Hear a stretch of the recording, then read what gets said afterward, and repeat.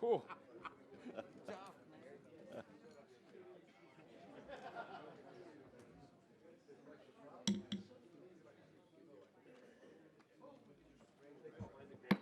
Committee will be in order.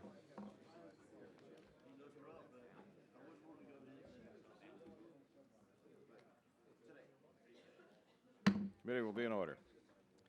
Today we mark up our 10th bill of the fiscal season, Financial Services General Government Bill, the latest in our series of bills that work to help balance our budgets, reduce federal discretionary spending to responsible, sustainable levels.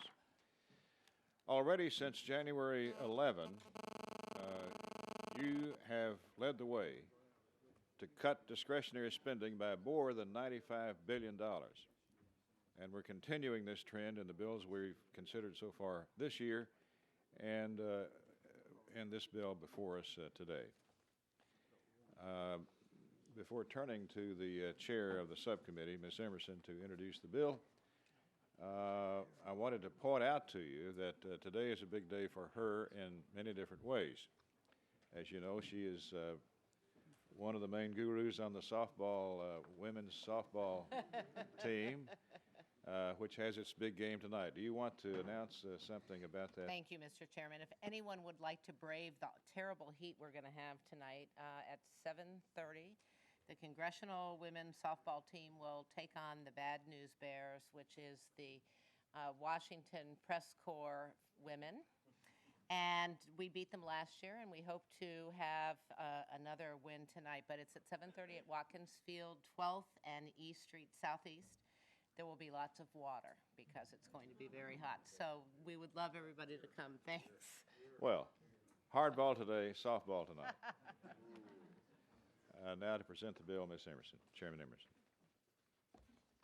Thank you very much, Mr. Chairman. The Financial Services and General Government Subcommittee, as you all know, has jurisdiction over a diverse group of agencies and activities, including financial regulators, tax collections, the White House, the federal courts, D.C. government, the General Services Administration, and the Small Business Administration. The bill we're considering today provides $21.15 billion, which is a $376 million or 1.7% less than fiscal year 2012. Compared to fiscal year 2010, the allocation is a reduction of 12.6% or $3 billion. The bill includes sufficient funds for agencies to complete their work while forcing them to continue to find ways to become more efficient. The funding priorities in the bill include drug task forces, public safety and education in the District of Columbia, and Treasury's anti-terrorism and financial intelligence activities. In addition, in order to assist small businesses maintain their competitiveness in a stagnant economy, the bill includes $1.2 billion for the Small Business Administration, which is a $240 million increase for fiscal year 2012, and guarantees $25 billion in 7A and 504 business loans, which is $1.5 billion more than was proposed by the administration. In order to pay for these priorities while still reducing overall spending, the bill reduces the operating expenditures for several programs, including the salaries and expense accounts in the Executive Office of the President, the federal courts, specifically their circuit judicial conferences, the Election Assistance Commission, the Federal Trade Commission, the Federal Communications Commission, and several other agencies. Once again, the bill includes language to make the Consumer Financial Protection Bureau subject to the appropriations process. It is ironic that the agency, which is charged with increasing transparency into financial institutions, is so resistant to working with this committee.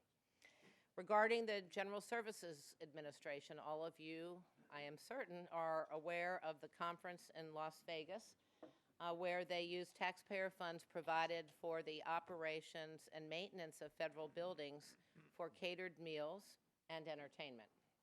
This bill increases transparency into GSA's operations by breaking out their administrative funds into a separate account so that they can't take the rent that agencies pay and use it irresponsibly.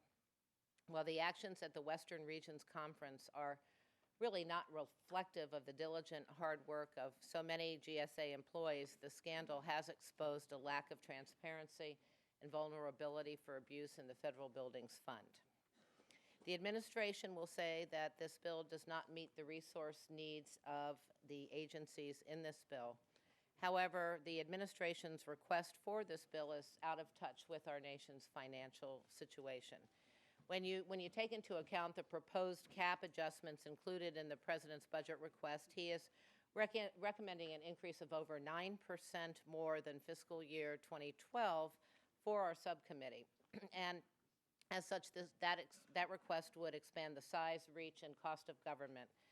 And my good friends on the other side of the aisle will say that we're starving the IRS for resources, but this isn't true. While the bill does not provide the nearly $1 billion increase requested by the administration, it does fund the IRS at the fiscal year 2012 level, and that's the level that Congress and the White House agreed was appropriate for the current year. Only in Washington can continuing to fund an agency at its current level be described as a devastating cut. You'll also hear that we are underfunding the SEC. This is also fiction. The bill we're debating today actually provides the SEC with a $50 million increase over the current year. This is on top of the 6.6% increase they received in fiscal year 2011 and the 11.5% increase they received in fiscal 2012. Few, if any, other agencies have received such large increases since 2010. The SEC's problems are not due to a lack of funding, but rather, we believe they are due to poor implementation of information technology, poor economic analysis, a burdensome organizational structure, and a history of not holding their employees accountable. I want to thank all of the subcommittee members for their input into the bill and for your participation in our 12 hearings this year. I also want to thank Chairman Rogers for his fair allocation and his assistance in moving the bill. I want to really thank my good friend, Jose Serrano. When Joe was the chairman of this subcommittee, he was very fair and respectful of all members' views, and he did an outstanding job. Now, as ranking member, his input has improved the bill, and I look forward to working closely with him and all members of the committee as the bill moves forward. And finally, let me take a moment to thank the staff. I don't know that those who work downtown or in the agencies understand the incredible work that our staff does, not only in my subcommittee, but all of our subcommittees. And it's 24/7, so many days of the week. And so I just want to thank John Martens, Winnie Chang, Kelly Hitchcock, Ariana Sarar, Karen Thomas of the subcommittee staff, and Jeff Connor and E.D. Harris on my staff for their incredible input. So with that, Mr. Chairman, I thank you. Mr. Serrano. Thank you, Mr. Chairman. I shouldn't be advising the bad news press corps on how to play the game, but if you want to get a hit past third baseman Emerson, hit it to her right or to her left. She stays very quietly in the center all the time.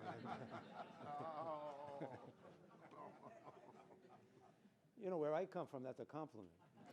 I understand if the gentleman will yield just for a second, and I appreciate your compliment. I actually play center right in the field.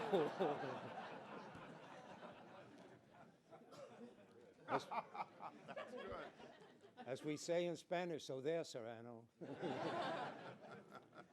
Thank you, Mr. Chairman. The Financial Services and General Government Bill funds vitally important programs for consumers, taxpayers, small businesses, and investors. The bill also funds our federal judiciary and provides federal support for our nation's capital. I want to thank Chairwoman Emerson for her willingness to work with our side of the aisle on this bill. She has been a true friend and a partner in this process, and although we sometimes disagree, she has always been open and willing to hear my concerns. I believe that she has done her best to produce a good bill. In particular, I want to commend her for removing a number of controversial riders that were included in last year's bill. Additionally, I'm particularly pleased that the chairwoman has included the administration's request of $221 million in funding for the Community Financial Development Institutions Fund, which provides important economic development funding for underserved communities. Ms. Emerson has also included a significant increase for the Small Business Administration, which will help our nation's small businesses lead the way in our ongoing economic recovery. I'm particularly thankful that she has restored proposed cuts to the prime and microloan programs. However, there are some serious flaws in this bill, mostly due to the difficult 302B allocation that Chairwoman Emerson has been given.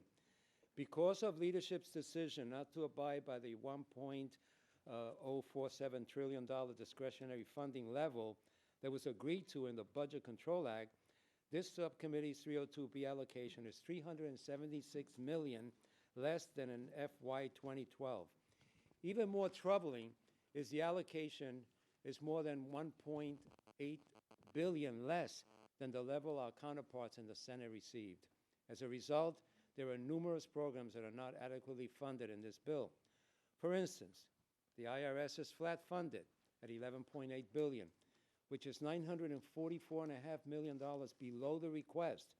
Last year's funding level for the IRS was insufficient, and it is no better in fiscal year 2013.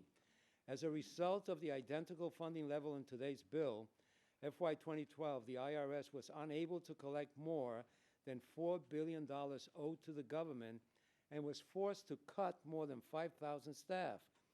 We should be filling the holes from the IRS budget for last year rather than entrenching them. The IRS brings in the vast majority of our nation's revenue, and this budget does not give them the tools to continue doing so. I'm extremely concerned about the level of funding at the Securities Exchange Commission. Although the SEC receives a $50 million increase from last year, this increase is essentially offset by restrictions placed on the SEC Reserve Fund.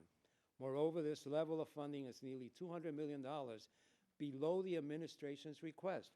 America's investors need a strong cop on the beat to ensure that past abuses are not repeated and to ensure that the SEC's new powers under Dodd-Frank are vigorously enforced. The funding level in this bill is inadequate given these needs. I'm also troubled by the 50% cut in funding for the Election Assistance Commission. We are in an election year, and the guidance and advice provided by this agency is vital to many states and localities. There are a number of other parts of the government that are underfunded in this bill, including the Federal Judiciary, the Federal Communications Commission, and the Federal Trade Commission. All the agencies mentioned above are part of a troubling pattern in this bill of underfunding the very entities that help our government obtain revenue, protect Americans from abusive practices, and ensure a fair playing field for all. And while Chairwoman Emerson has removed many controversial riders that have been added to this bill in past years, there are still some riders here that our side is very concerned about.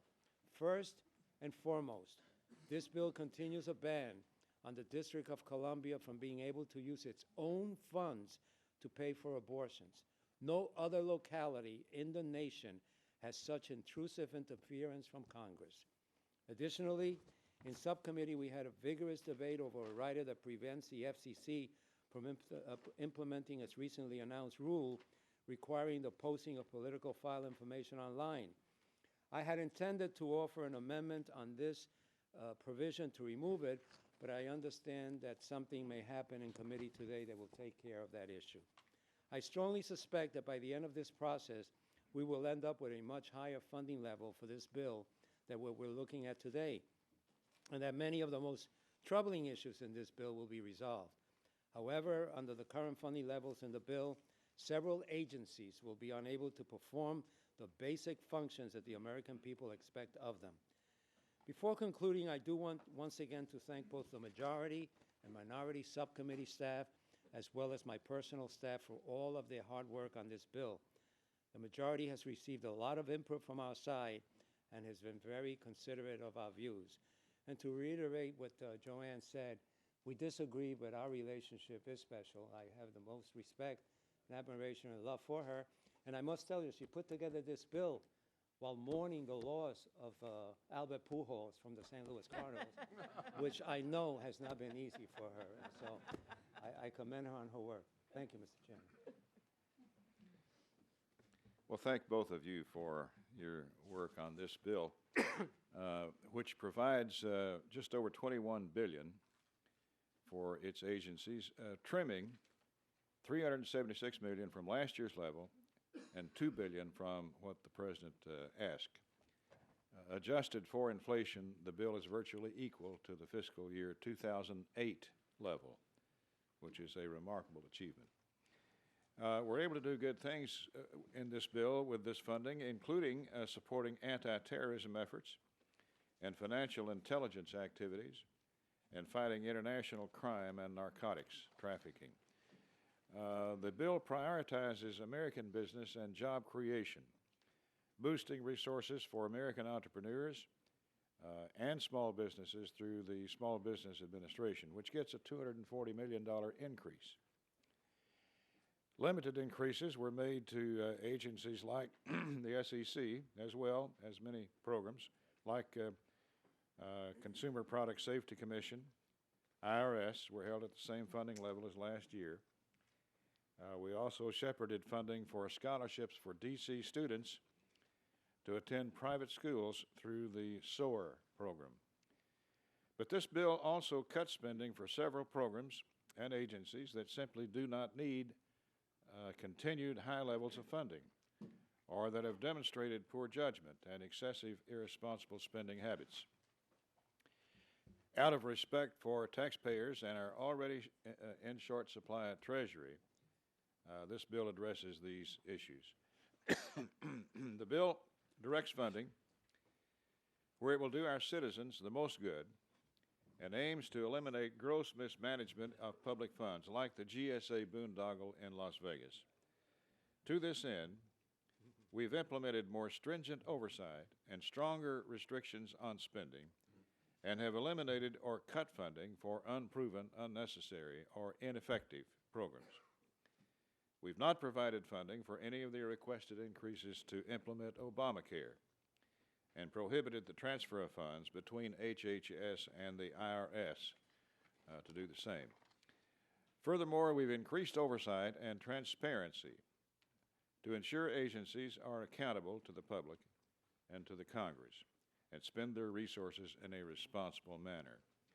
This includes making the currently unaccountable Consumer Financial Protection Bureau part of the congressional appropriations process starting in fiscal year 2014. I want to thank Chairwoman Emerson, Ranking Member Serrano, all of the subcommittee members for careful, diligent work on this bill. This was not an easy one to pull together, but this subcommittee truly is a model of respect and cordiality between the members and the parties. And of course, we want to thank the smart, hardworking staff who put this bill together and brought it to us today. This bill will help America continue on the path to recovery and fiscal solvency by suppressing job-killing government overreach and overspending, and supporting our economic drivers and job creators. I support the bill, and I urge members to do the same by voting aye. Mr. Dix. I thank Chairman Rogers for recognizing me, and I want to acknowledge the fine work that has been done by Chairwoman Emerson and Ranking Member Serrano on this bill. And I'd like to take this opportunity to thank the staff on both sides for their exceptional effort in putting this bill together. That said, I have some serious reservations about this bill. Although the allocation of just over $21 billion is a better starting point than we have seen for the past two House bills, it is $376 million below the FY12 enacted level and $2 billion below the President's request. Further, the Senate allocation for the bill is more than $1.8 billion higher. For a bill that is largely comprised of salaries and expenses for numerous federal agencies, this allocation, if enacted into law, would result in a substantial reduction in services to the public, severely hinder many very basic functions of government, and cause furloughs, layoffs, and vacancies at a time when unemployment remains the nation's top concern. This bill continues the senseless attack on the IRS by the House. The funding level provided last year required the IRS, now think about this, to cut staffing by approximately 5,000 positions through buyouts and attrition. The bill would freeze funding for the IRS at the FY12 enacted level, almost $1 billion below the president's request, ensuring more staff cuts, particularly in the area of enforcement. It's unbelievable. Thus, fewer audits will be performed, more tax cheats will get away with not paying their fair share. The tax gap will grow. Most frustrating to me is that these cuts lead to, it's my son. My boat got stolen last night, but they got it back. They went out and found it. Okay. That's what you need. This is self-action, okay? Well, we'll take care of them later. The bill would freeze funding for the IRS at the FY12 enacted level, almost $1 billion below the president's request, ensuring more staff cuts, particularly in the area of enforcement. Now, this gets to the tax cheats. Most frustrating to me is that these cuts lead to increased deficits, as enforcement resources have been proven to have a return on investment of at least $4 for every $4 in revenue coming in for every dollar we invest. It's so common sense. So this reduction will reduce revenue and increase the deficit by about $4 billion per year. So all this good work the chairman talks about, all this great effort to reduce the deficit, we just blow it by cutting the people that are out there collecting the revenue. How can we be so foolish? The day of the subcommittee's markup, the Wall Street Journal had an article on just how much difficulty the IRS has experienced in dealing with past budget cuts, while at the same time being tasked with addressing problems like identity theft and the frequent changes that Congress makes to the tax code. It makes one reference to the IRS Oversight Board. These are the professional people that review what the IRS is doing. Their annual report, that what I'd like to read for you.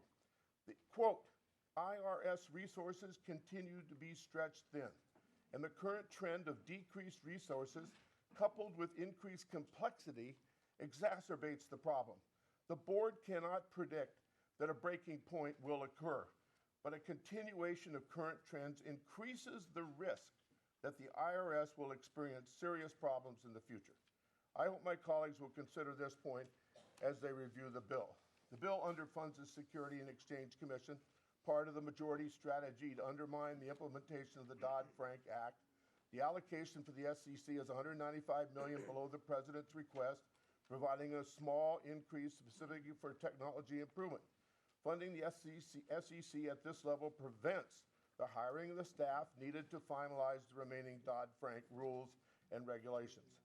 And I find it terribly ironic that a recent Commerce Committee hearing addressing widely publicized trading blunders at the J.P. Morgan Chase Bank, majority members of the committee roundly criticized the chair of the SEC for not enforcing regulations that haven't been implemented yet, in large part because of the efforts of these members to cut funding for the SEC and block their implementation.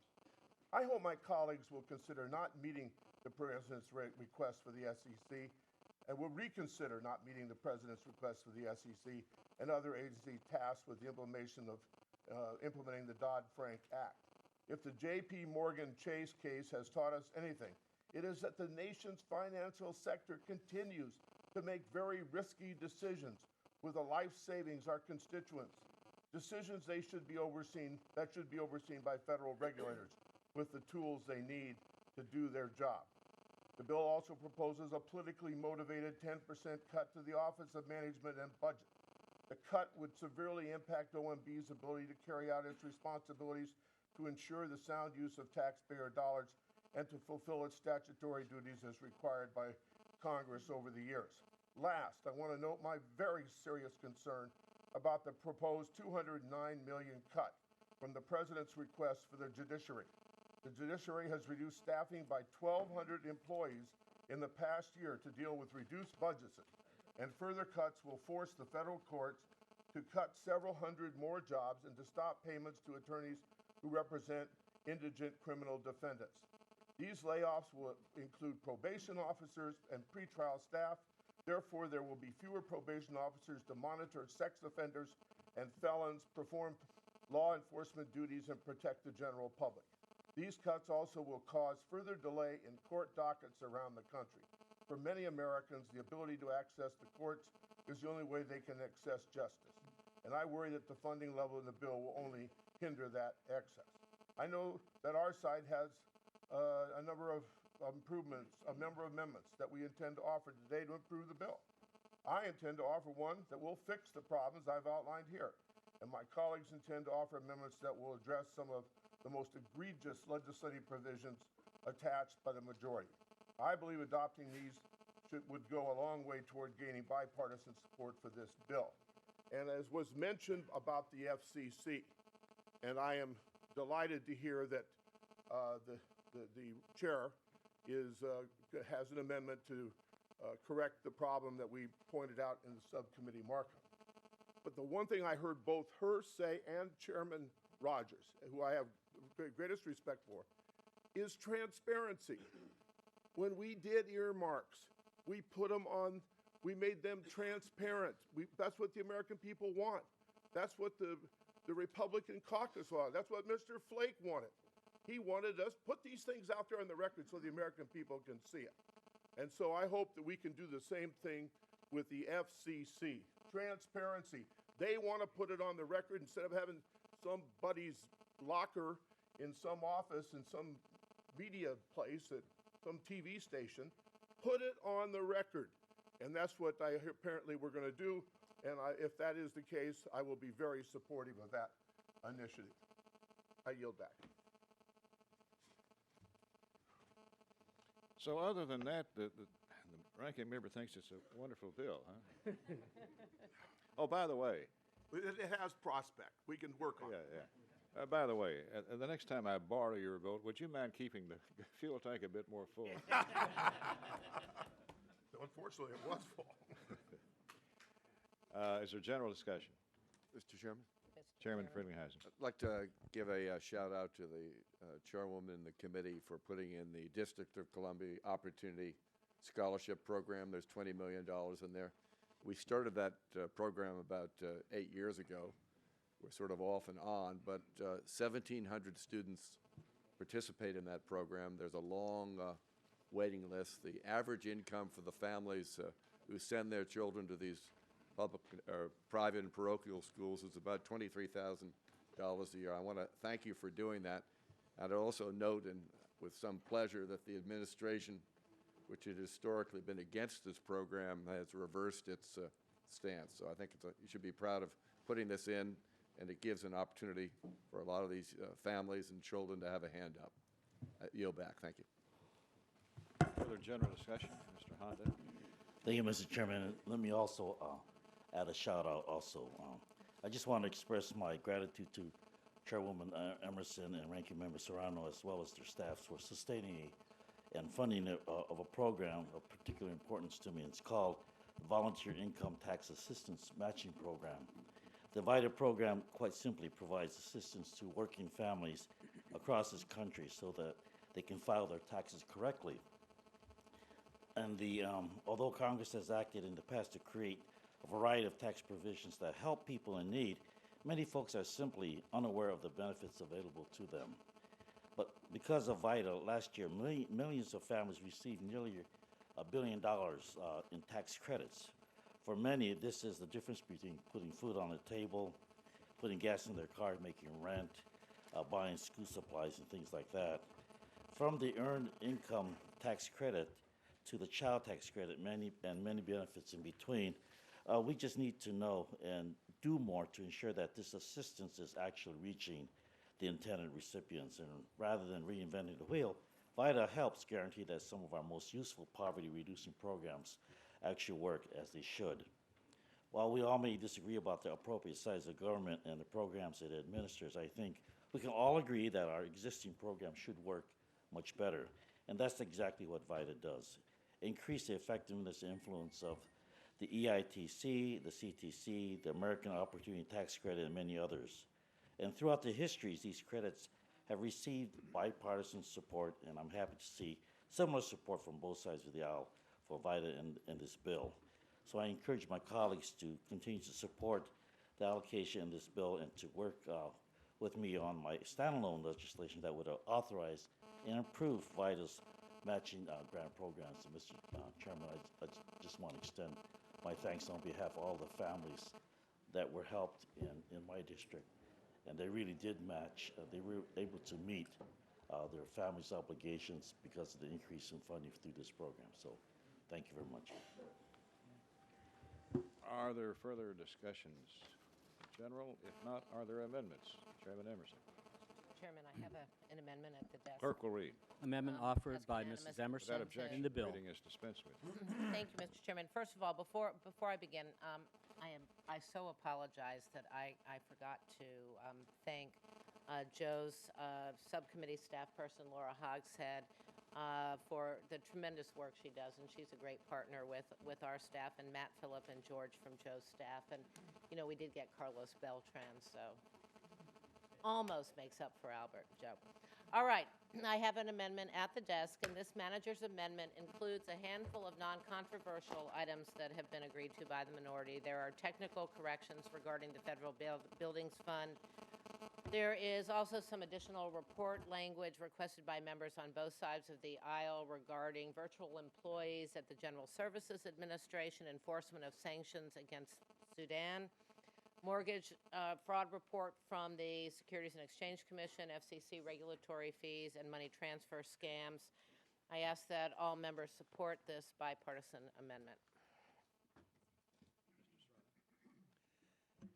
Mr. Chairman, I support the manager's amendment, and I appreciate the chairwoman's inclusion of several Democratic members' provisions. In particular, I would like to thank the chairwoman for her inclusion of language that will require the Office of National Drug Control Policy to develop a counter-narcotic strategy for the Caribbean border. Now, let me very briefly explain that. This is something that Congressman Pierluisi from Puerto Rico brought to my attention, and then I brought to the committee. The office has a northern strategy, a southern strategy, but nothing in the Caribbean. And those two American territories, of course, are part of the United States. And so while you're protecting the southern border and protecting the northern border, drugs are coming in through those two territories. So this will allow now for inclusion of the Caribbean in this strategy. And I think it's a great move. It's a great victory for all of us. And I'm glad that Mr. Pierluisi brought it to our attention and that it's taking place today. So I thank you. Is there further discussion? Question is on the manager's amendment. Sorry, Ms. Lowy. I'd like to thank the chairman as well, and I thank you, Chairwoman Emerson and Ranking Member Serrano, for including my proposed amendment to address money transfer crimes in the manager's amendment. Many of us, I just recently heard it at an athletic event in one of my districts. We've heard tragic stories from constituents about money transfer crimes, referred to as grandparent scams or emergency scams, in which a victim is deceivingly robbed of savings. Victims are often targeted based on information such as vacations, posted on Facebook, or disturbingly through obituaries, which list the names of surviving family members, including grandchildren, and their ages. In 2010, the FTC received 60,000 complaints, and in 2011, the rate increased 22% to nearly 75,000 complaints. The FTC is increasing public awareness of this crime, but when funds are transferred outside of the country, law enforcement has few tools to investigate and prosecute these criminals. My amendment adds report language to this bill to direct the FTC to provide a report to this committee within 90 days of enactment on its plan to work with foreign consumer protection and law enforcement departments to prevent these crimes and bring offenders to justice. And I would just like to again thank the chairwoman and the ranking member, and I certainly advise my colleagues, if you have reports like this, the FTC will come with you to senior centers to alert them. I had one recently where they took $10,000 and sent it overseas to a grandchild that was supposedly in trouble. So this is a very important issue, and I thank you very much for your work. Ms. Lee? Thank you very much, Mr. Chairman. I too want to thank our chair and our ranking member and your staffs for an open and cooperative working relationship for this entire subcommittee and its process. I specifically wanted to thank the subcommittee for their ongoing efforts to support the Office of National AIDS Strategy. It's critical that we maintain our HIV/AIDS strategy both here at home and abroad. The International HIV/AIDS Conference will be in Washington, D.C. for the first time in 20-some years. It will be held back here in the United States. And I'm very pleased that we as a nation continue to pursue a national strategy to combat the scourge of HIV and AIDS. Also, let me just thank our chair and our ranking member for accepting report language in this bill that will encourage the administration to prioritize and coordinate their enforcement of the critical sanctions against the Sudanese government. My language will also encourage the Treasury Department to pursue a broad international and multilateral effort at depriving the government of Sudan the resources they need to commit any more atrocities against her own people. We must not allow the government of Sudan to take state funds to finance crimes against humanity, and I just want to thank you for accepting that language. Thank you again. Is there further general discussion? If not, question is on the manager's amendment. All in favor say aye. Aye. All opposed, no. The ayes have it. The amendment is agreed to. Ms. Emerson.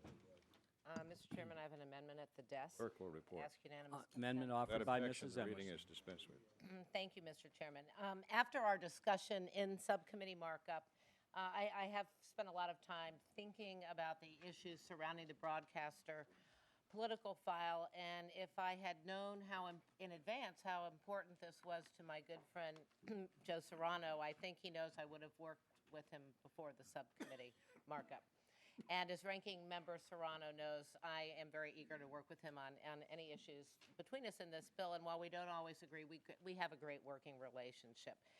I recognize that this FCC-run database on political television advertising will likely be set up before the beginning of fiscal year 2013, and consequently, our bill and the fact that our bill might not be enacted until after the election poses a certain quandary. And so a funding prohibition prohibiting putting the political file online might not make any sense under these circumstances. So while I have strong reservations to some extent about the database, because I suspect it's not going to have the information on it that people want it to have, I am willing to change the provision in the bill to provide both sides of the aisle with some analysis of the rule. This analysis would focus on the potential impact on broadcasters and costs to the federal government. My amendment would strike Section 631 and replace it with two reporting requirements. The first would require the GAO to study the impact that posting the political file online has on ad pricing and overall broadcaster operation costs, as well as determine if there's any duplication between the FCC and the Federal Election Commission in this area. The second reporting requirement would require the FCC to report on how they're going to implement the GAO recommendations. And perhaps based on the analysis provided by GAO, we may need to address this next year. In addition, if it becomes apparent after this year's elections that immediate action is needed, I'll pursue it.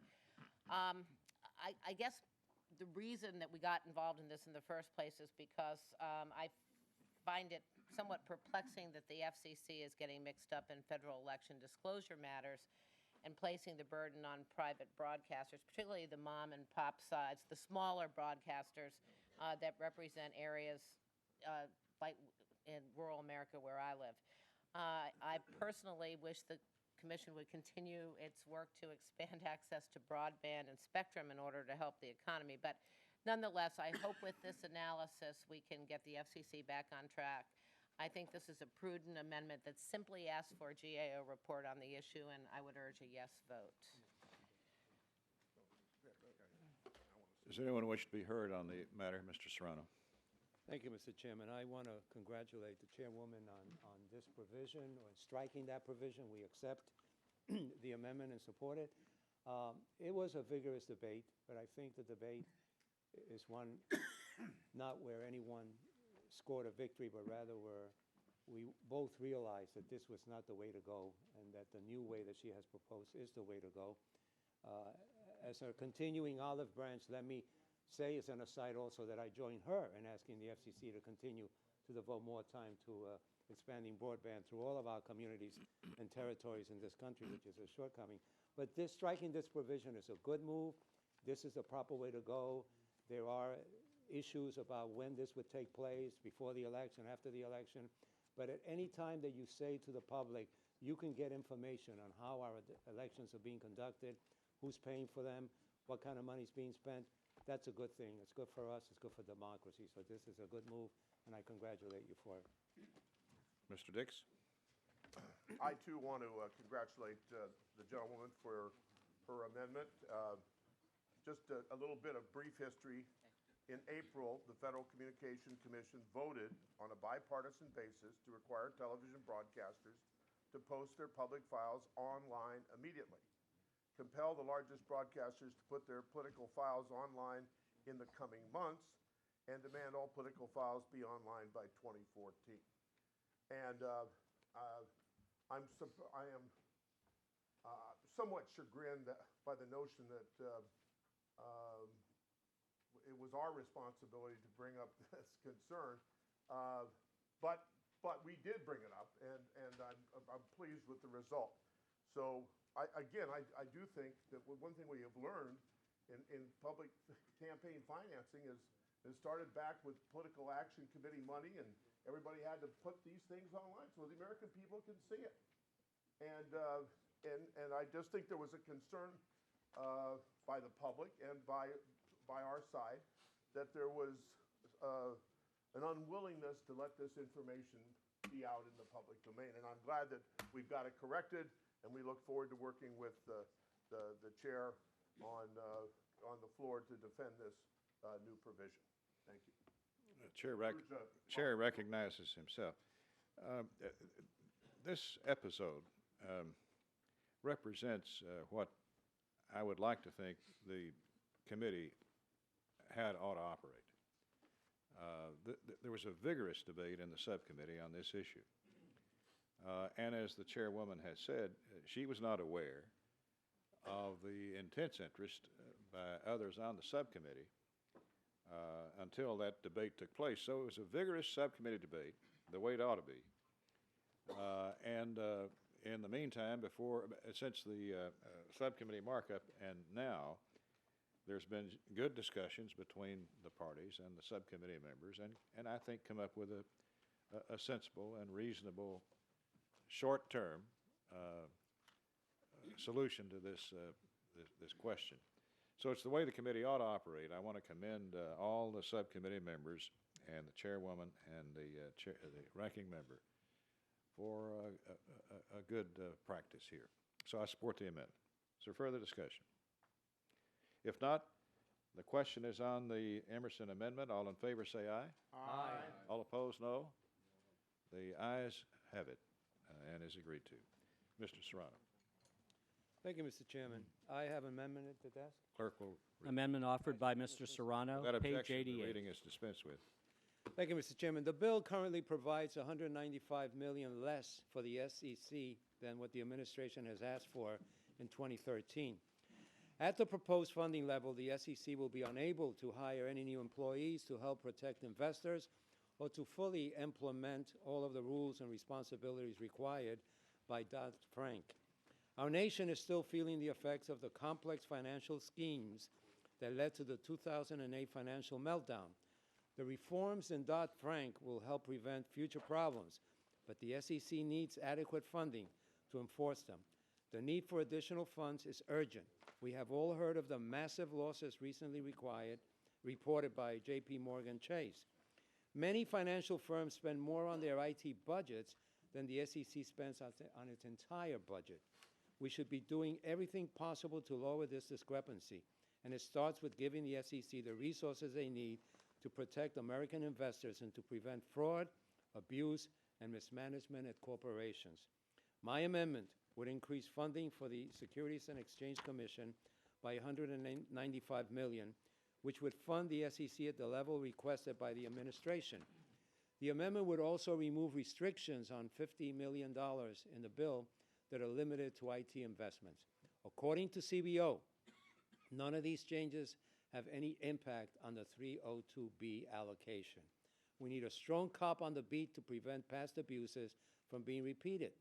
This amendment would help do that, and I think it's important that we continue to support this effort rather than try to water it down as we try to perhaps allow some of the things that happened in the past to come back. So this is my amendment, and I urge adoption. Thank you. Ms. Emerson? Thanks, Mr. Chairman. First of all, I rise in opposition to Mr. Serrano's amendment because obviously with a $50 million increase, we are not starving the SEC. We have to remember we gave the SEC a 6.6% increase in FY11 and an 11.5% increase in FY12. This year they're asking for another $245 million, and that's an 18.5% increase over last year's level. And since it's important for people to remember that since 2001, Congress has increased the SEC's funding level by over 200%. And I don't think that we can say, there are many agencies that can say that they have received that kind of increase. And quite frankly, I have to ask what kind of progress we've seen from the SEC with a 200% increase. The Commission missed both the Madoff and Stanford Ponzi schemes. They had a no-bid lease debacle for almost 1 million square feet of office space, which wasn't needed. They have had trouble producing accurate financial statements until just last year. And now the Commission's rules are actually being thrown out in court due to a lack of economic analysis.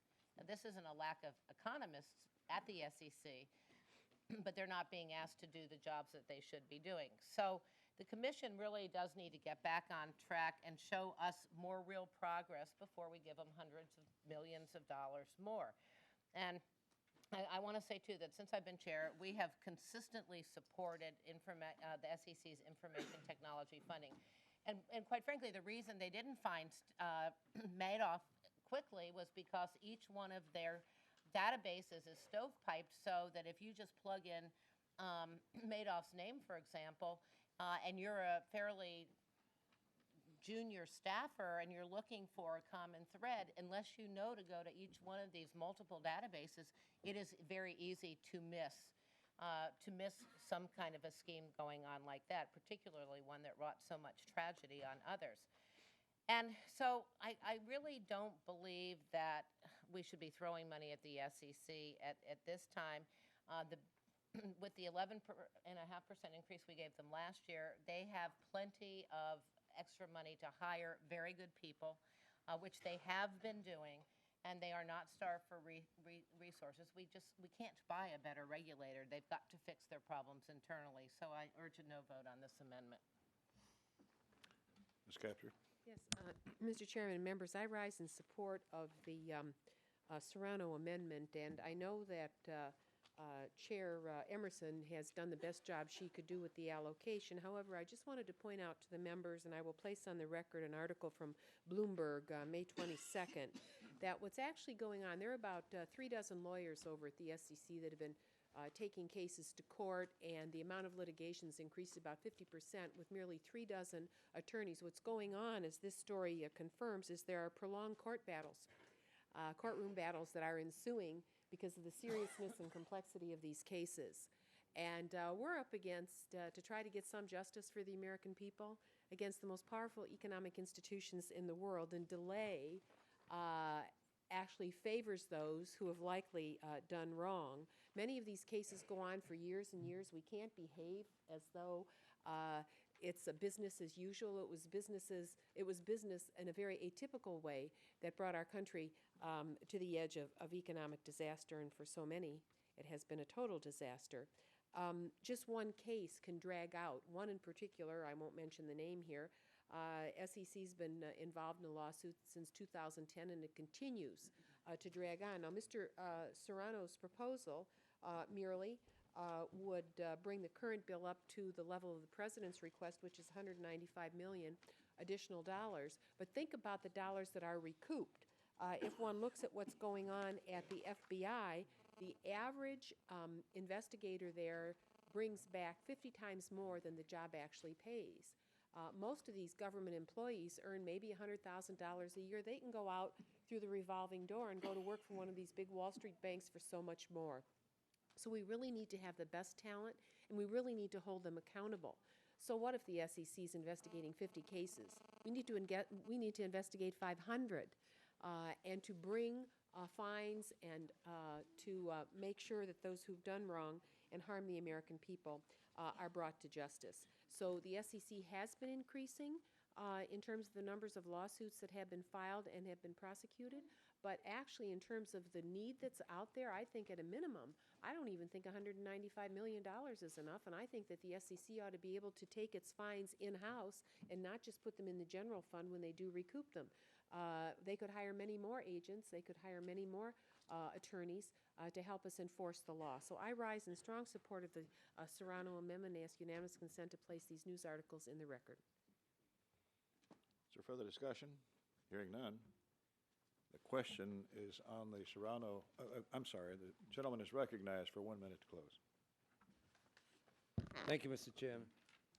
You know, it's interesting. In the last decade or so, we've had two tragedies in this country. One was September 11th, which took lives of our fellow citizens. And then there was the 2008 meltdown, which took livelihoods from a lot of folks in this country. And yet I noticed that we have handled them and approached them differently. I was ranking member to the chairman when we, and I don't know that if you'll disagree with me with this wording, when we poured money into the FBI and into other agencies to go after terrorists and to protect our homeland. And we all came together, and we knew that was going to cost money someday, but at that point we just spent that money because we needed it and we had to. The 2008 meltdown is being handled differently. We seem to now want to starve the agencies who have to go after the people that created the problem in the first place and to make sure that those problems don't occur. So here you have a contrast, and I know it's a tricky road to travel because one was an attack on our country, but the other one was a meltdown of our economy, which affects people in our country not in the same way as September 11th, but certainly in a similar way in so many ways. And so why we starve this one and spend money on the other one is a contradiction. I think we needed to do both, and this one is one where we need to spend some dollars in order to get some protections. And I hope that you would reconsider your vote if you're thinking of voting no and vote yes for this amendment. Question is on the Serrano Amendment. All in favor say aye. Aye. All opposed say no. No. The noes seem to have it. The noes have it. Please. Record vote is requested, and a sufficient number is for that, so the clerk will call the roll. Mr. Adderholt. No. Mr. Adderholt, no. Mr. Alexander. No. Mr. Alexander, no. Mr. Austria. No. Mr. Austria, no. Mr. Bishop. Yes. Mr. Bishop, aye. Mr. Bonner. No. Mr. Bonner, no. Mr. Calvert. No. Mr. Calvert, no. Mr. Carter. No. Mr. Carter, no. Mr. Cole. No. Mr. Cole, no. Mr. Crenshaw. No. Mr. Crenshaw, no. Mr. Culberson. No. Mr. Culberson, no. Ms. DeLauro. Ms. DeLauro, aye. Mr. Dent. No. Mr. Dent, no. Mr. Diaz-Balart. No. Mr. Diaz-Balart, no. Mr. Dix. Aye. Mr. Dix, aye. Mrs. Emerson. No. Mrs. Emerson, no. Mr. Farr. Aye. Mr. Farr, aye. Mr. Fatah. Aye. Mr. Fatah, aye. Mr. Flake. No. Mr. Flake, no. Mr. Frelinghuysen. No. Mr. Frelinghuysen, no. Ms. Granger. Ms. Granger, no. Mr. Graves. Mr. Graves, no. Mr. Hinchy. Mr. Hinchy, aye. Mr. Honda. Mr. Honda, aye. Mr. Jackson. Ms. Captor. Ms. Captor, aye. Mr. Kingston. Mr. Kingston, no. Mr. Latham. Mr. Latham, no. Mr. La Tourette. Mr. La Tourette, no. Ms. Lee. Ms. Lee, aye. Mr. Lewis. Mrs. Lowy. Mrs. Lowy, aye. Mrs. Lummis. Mrs. Lummis, no. Ms. McCullum. Ms. McCullum, aye. Mr. Moran. Mr. Moran, aye. Mr. Nunnally. Mr. Nunnally, no. Mr. Olver. Mr. Olver, aye. Mr. Pastor. Mr. Pastor, aye. Mr. Price.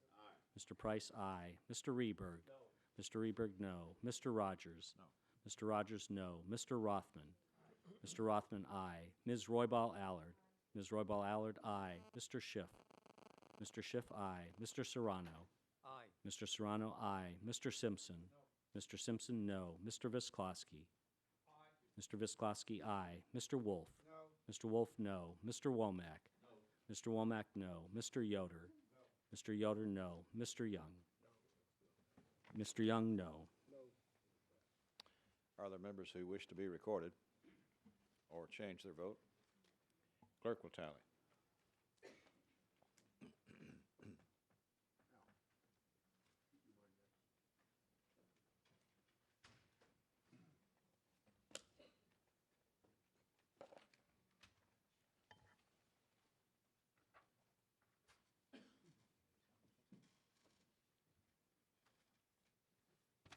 On this vote, the yeas are 20, the nays are 28. The amendment is not agreed to. Mr. Dix, Mr. Chairman, I have an amendment at the desk. clerk will read. Amendment offered by Mr. Dix, I ask unanimous page Unanimous 9, consent line is 21. Granted to be waive the reading. dispensed with. Mr. Chairman, my amendment proposes to fund several activities that I consider to be basic governmental functions, things that citizens we represent expect of their government, and rightly so. This bill, it appears, intentionally underfunds important functions of government, including the collection of taxes, oversight of our financial markets, the formulation of our nation's budget, the supervision of parolees, and the provision of legal representation for indigent defendants.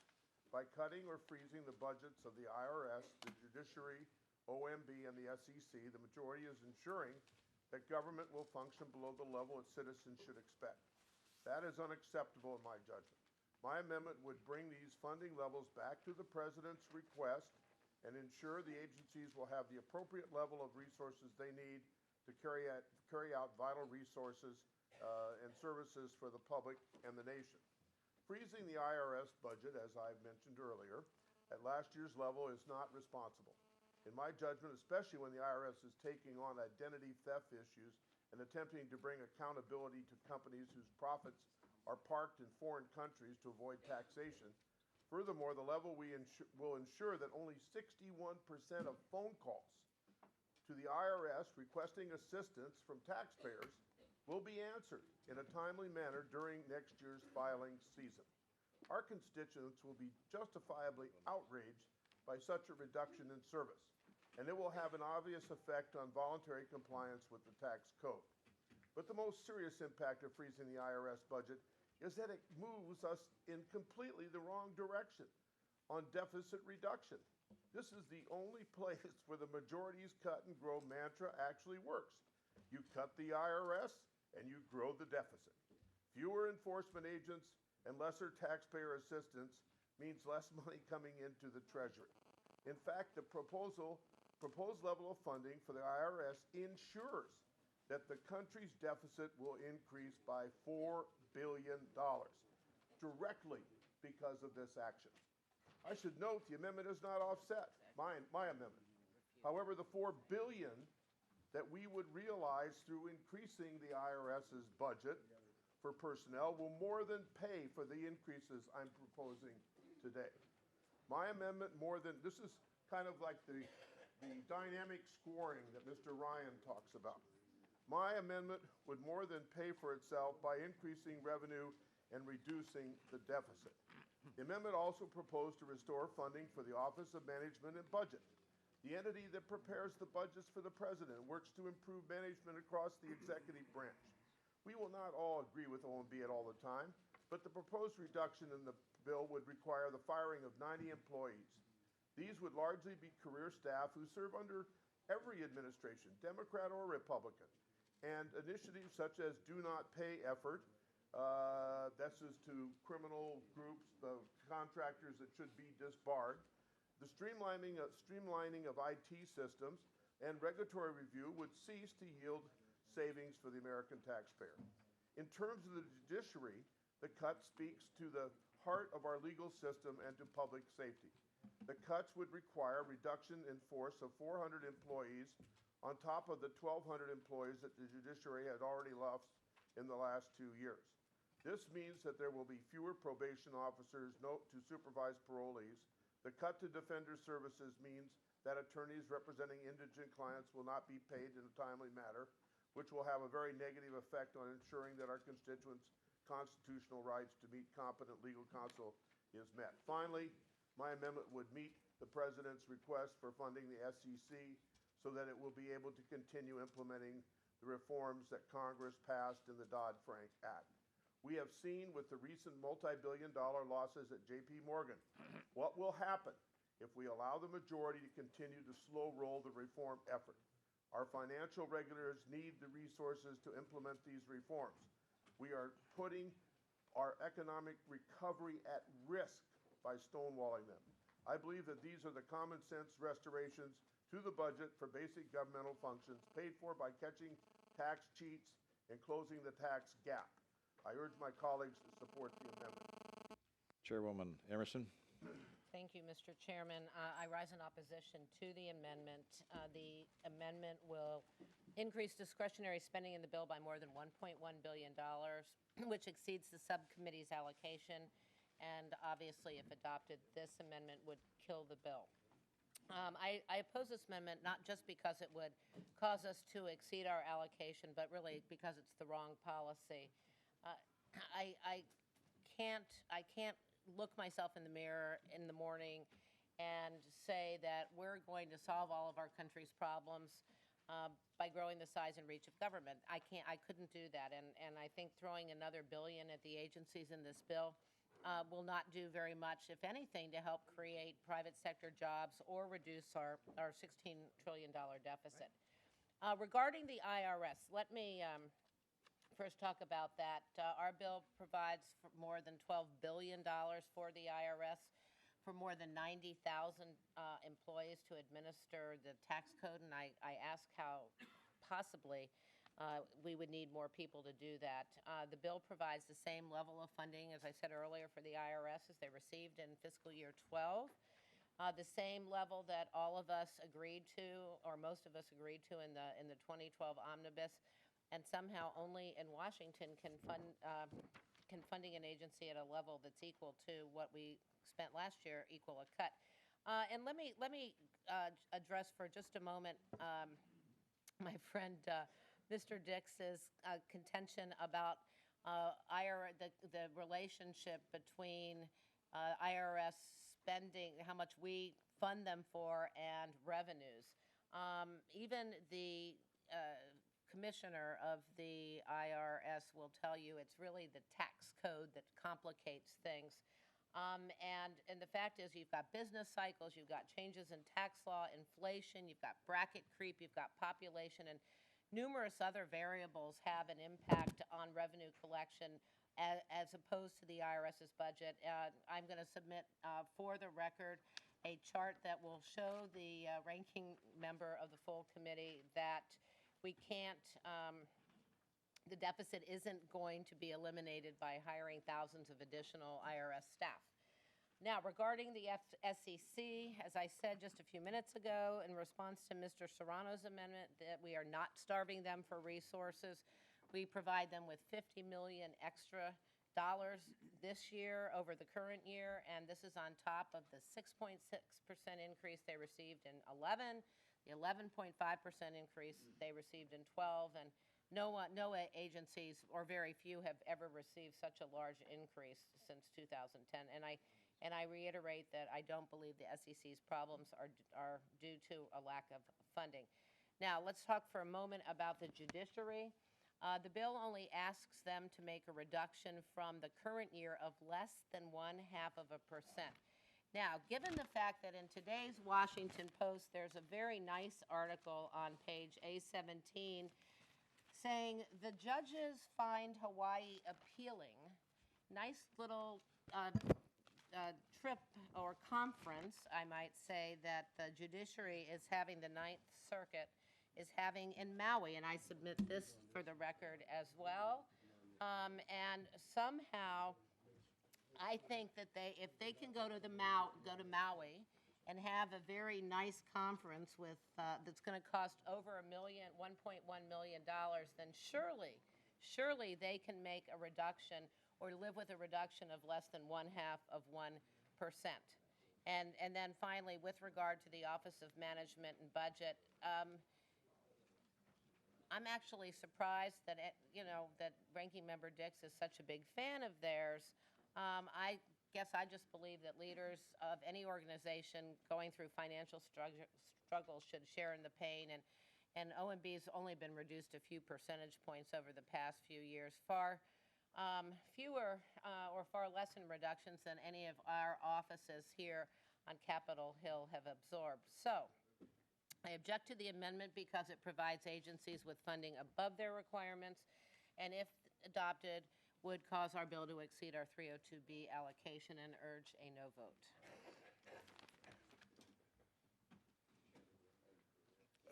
The chair would recognize himself. In looking at this article, which I hope you have read, if you've not, you should, the Ninth Circuit judges, and I forgot how many people, I don't think the article says 150 people that you're footing the bill for, of the Ninth Circuit, which, as you know, is by and large the West Coast states, California, Oregon, Washington, Alaska, Arizona, Nevada, Idaho, and Montana. $1.1 million trip for 150 people.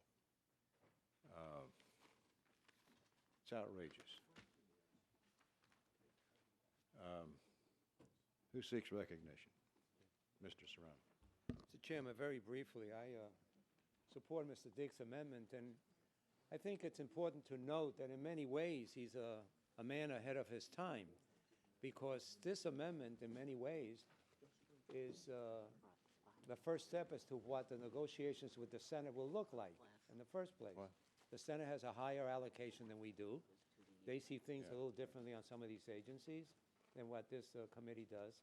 And so much of what he has presented here today is what those negotiations will look like. And I just think it's an amendment that should be approved, but if it's not, understand that this sets the tone what those negotiations will look like. Well, the gentleman yield. Sure, absolutely. I appreciate the time. Activities at that conference: sport fishing, golf, yoga classes, surfing lessons, tennis, a catamaran snorkel trip, and get this, Zumba, which they say is, quote, an exhilarating, effective, easy to follow, Latin-inspired, calorie-burning dance fitness program. I'm sure you would support that. You should try Zumba. It's fabulous.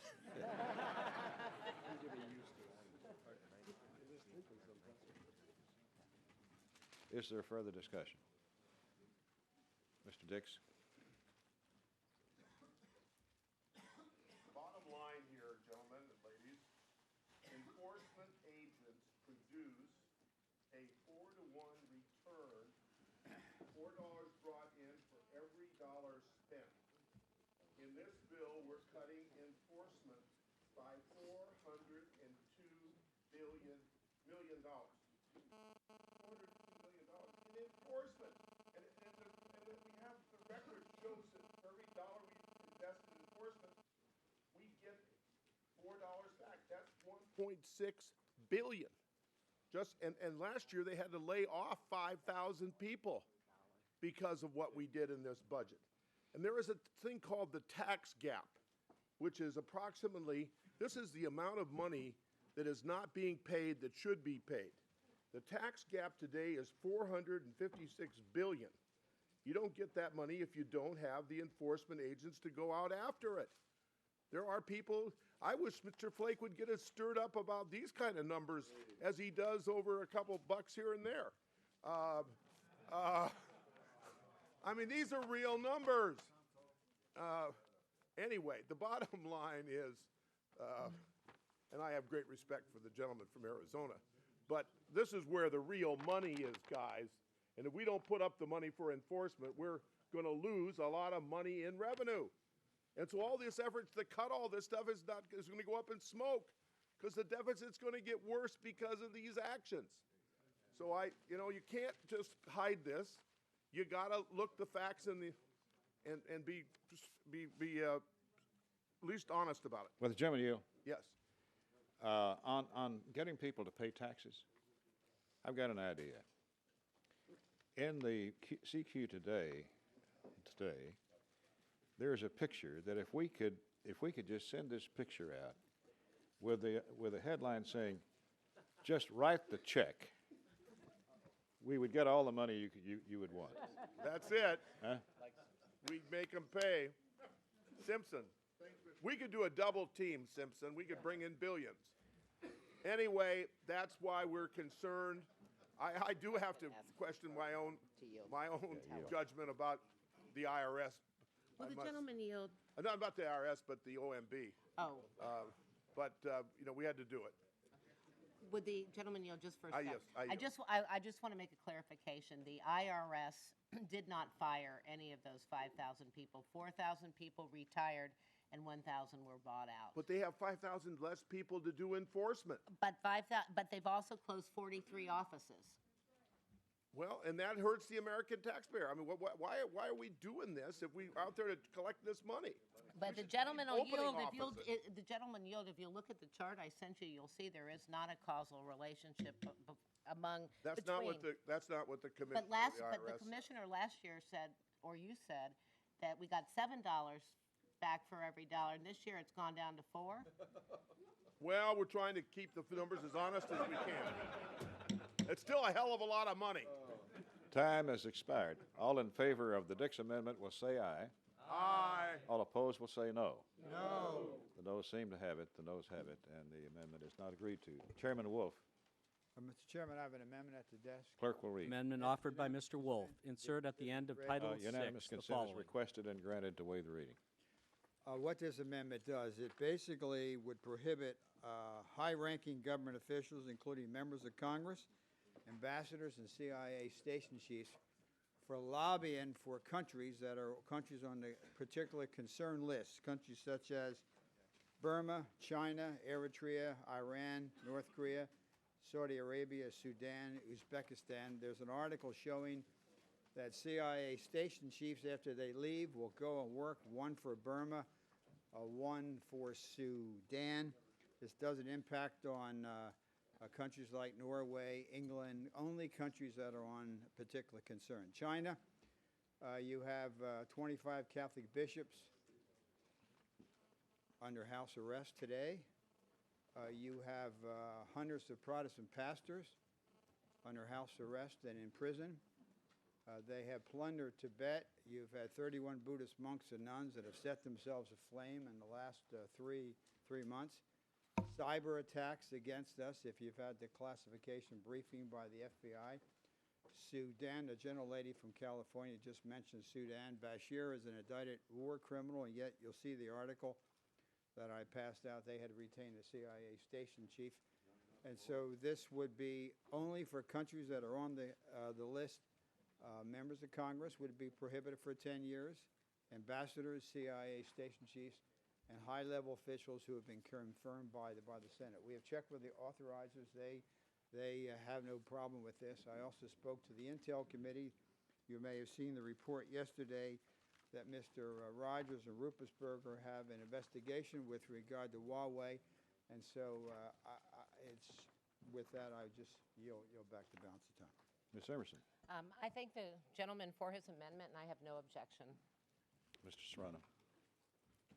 We support the gentleman's amendment. On the Wolf Amendment, all in favor say aye. Aye. All opposed, no. The ayes have it. The amendment is agreed to. Mr. Flake. I have an amendment at the desk designated number 1. Clerk will read. Amendment offered by Mr. Flake. At the end of Title VI. Unanimous consent to waive Without reading. objection, the reading is dispensed with. This amendment is quite straightforward. It simply states that none of the funds made available in this act can be used to provide a bonus to any employee of the General Services Administration who is currently under investigation for misconduct. People will say innocent until proven guilty. That's certainly the case. Nobody's talking about waiving salary or anything else. This is simply saying no bonuses can be paid out to those who are currently under investigation. As you may remember, the one who organized that ill-fated Vegas convention was actually awarded $11,000 bonus in 2011, in the same year. So these bonuses are being awarded to some of those that are under investigation. This would simply stop that. I yield back. Ms. Emerson? I think this is a good amendment, and we heartily accept it. Mr. Serrano? All in favor of the Flake amendment will say aye. Aye. All opposed, no. The ayes have it. The amendment is agreed to. Mr. Moran? Mr. Chair, I have an amendment at the desk. Clerk will read. I ask that it be Offered by Mr. considered. Moran, in Got the a last second. paragraph. Reading is dispensed with. Mr. Chairman, this addresses the need for lower-cost universal broadband service. I want to thank the chairwoman and Mr. Austria and Mr. Yoder for tweaking the language to make it acceptable to all parties. And I urge support for the report Emerson?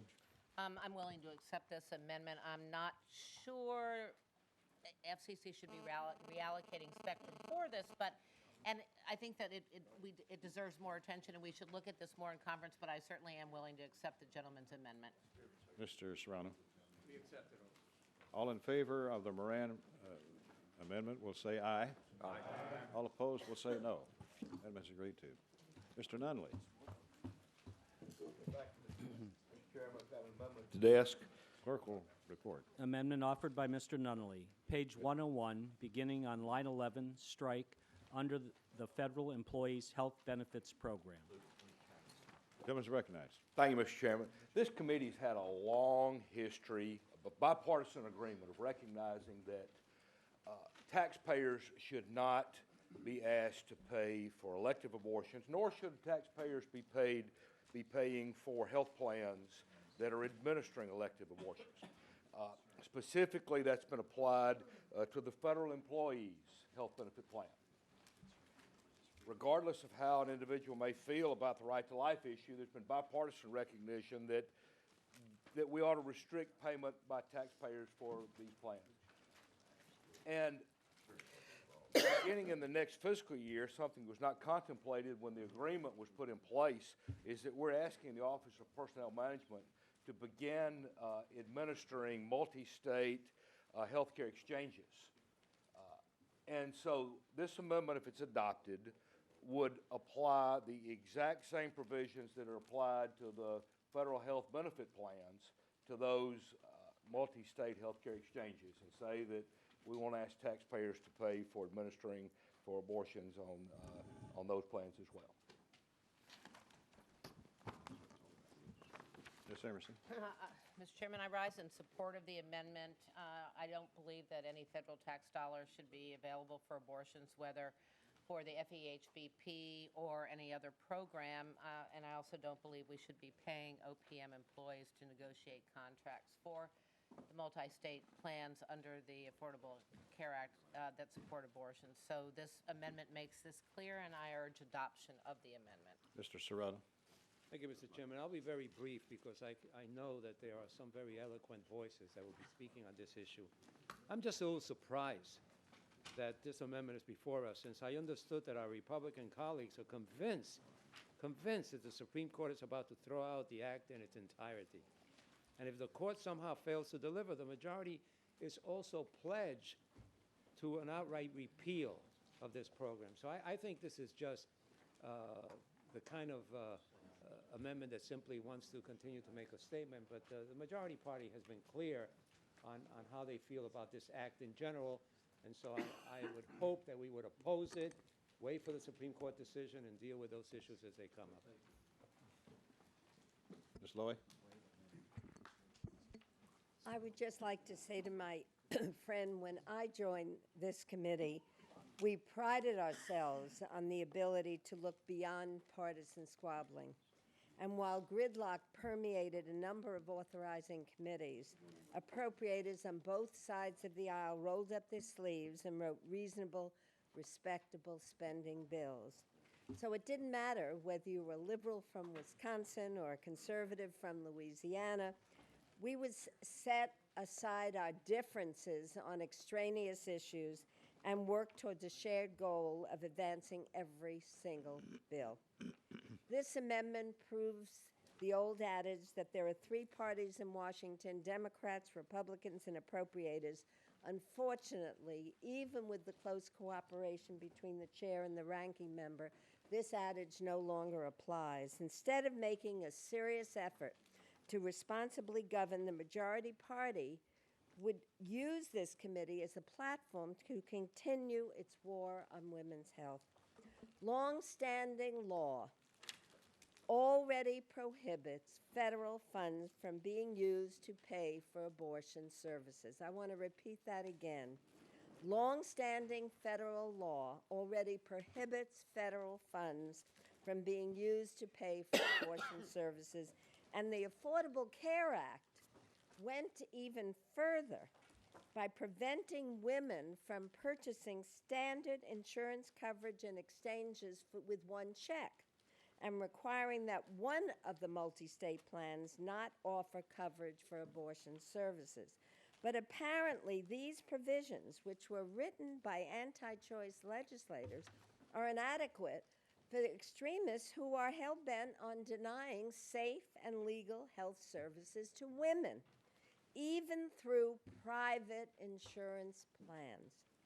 So, my colleagues on both sides of the aisle, it's time that we reject mean-spirited riders that have no place in legitimate spending bills.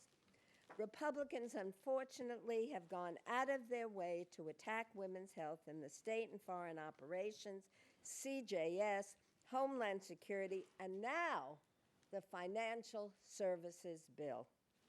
This trend of advancing ultra-conservative ideology rather than being a responsible steward of taxpayer dollars must end. Vote against this amendment. Let's get back to making an honest effort to writing the best possible bills. Let's not let these extraneous riders be attached to every single bill that we're taking out of this committee and really destroying the bipartisan work that is being done, the cooperation that exists between the majority and the minority. I yield back. Mr. Graves? Thank you, Mr. Chairman. And I just want to reflect back on the gentlelady's comment. She referred to this as a mean-spirited amendment, and I would say it's the furthest from that. I mean, Mr. Nunley is clearly not a mean-spirited person, nor the intent of this amendment. The amendment itself is really about promoting life. I mean, what is so mean-spirited about promoting life? And so I want to thank the gentleman from Mississippi for his amendment. Mr. Serrano made a good point about the Affordable Care Act and Supreme Court's ruling and the intent of the majority party to repeal it. And I appreciate your forecast of what the elections may be in November, as you seem to be predicting that we may have that opportunity to do that. But what you have also pointed out is that back when this act was passed, there was the Stupak Amendment. There was this movement at that time to protect life because there was questions of what the Affordable Care Act would do. And to resolve that question, the President himself issued an executive order saying that in no way would life or would abortions be covered by taxpayers under that act. But now we're finding there is, again, an unintended consequence in the Affordable Care Act. So I would urge my colleagues to support this amendment, support Mr. Nunley, who I think is the furthest thing from mean-spirited, but a gentleman who's promoting a great cause, and that's the cause of life. Mr. Farr. Thank you very much, Mr. Chairman. I rise in opposition, and I think Mr. Nunley is trying to do something philosophically here, but, you know, I used to be a former staffer and write legislation, and so I took his 7 words, which he's taking out of the middle of a sentence, and you see what's left. And I think what's left creates all kinds of unintended consequences that have ramifications far beyond what the intent here. It says, no, this is what's left. No funds appropriated by this act shall be available to pay for any abortion or the administrative expenses in connection with any health plan, which provides benefits for coverage for abortions. In California, we have a lot of private sector, big high-tech companies, very progressive companies. They go out and buy health care plans that their employees want. So some of those plans obviously end up with Medicare issues. They end up with other kinds of issues that the federal government's involved with. If you're not going to allow any funds to be involved with administrative expenses of any health care plan, you're opening up a whole Pandora's box. What you struck out in this language was just that language that limited it to federal health care plans. And I think that's an unintended consequence that this committee shouldn't adopt this amendment. Ms. Lee?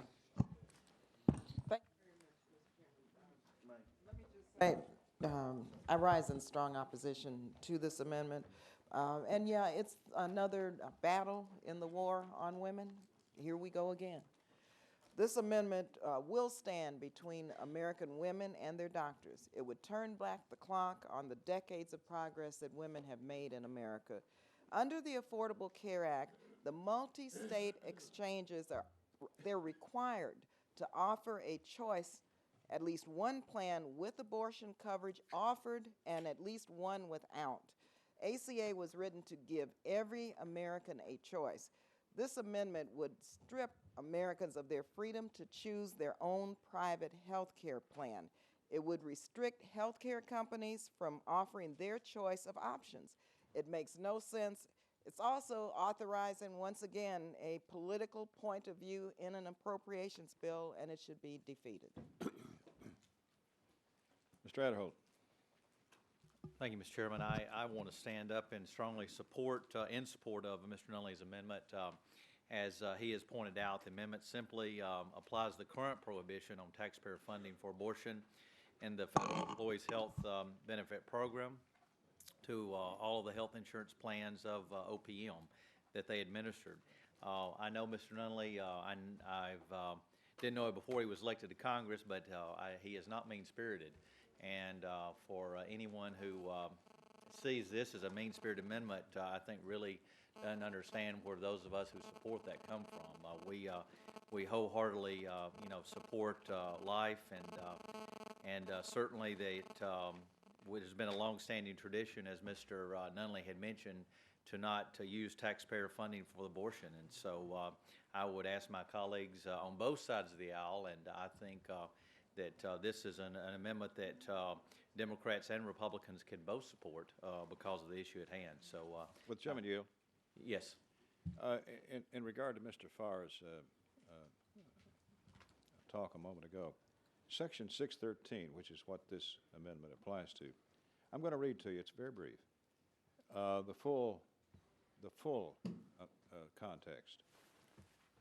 Quote, no funds appropriated by this act shall be available to pay for an abortion or the administrative expenses in connection with any health plan which provides any benefits or coverage for abortions.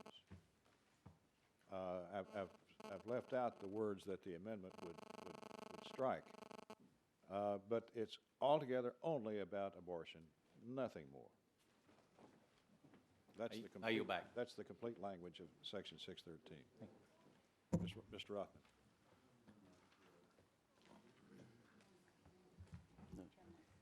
Thank you, Mr. Chairman. And first, let me acknowledge that there is a deep, that this is a matter of great conscience on both sides of this issue. And I profoundly respect that. But if I had my druthers, which I won't and don't, there wouldn't be the restriction on the rights of women to choose under a federal health care plan, let alone for the interchanges. Why?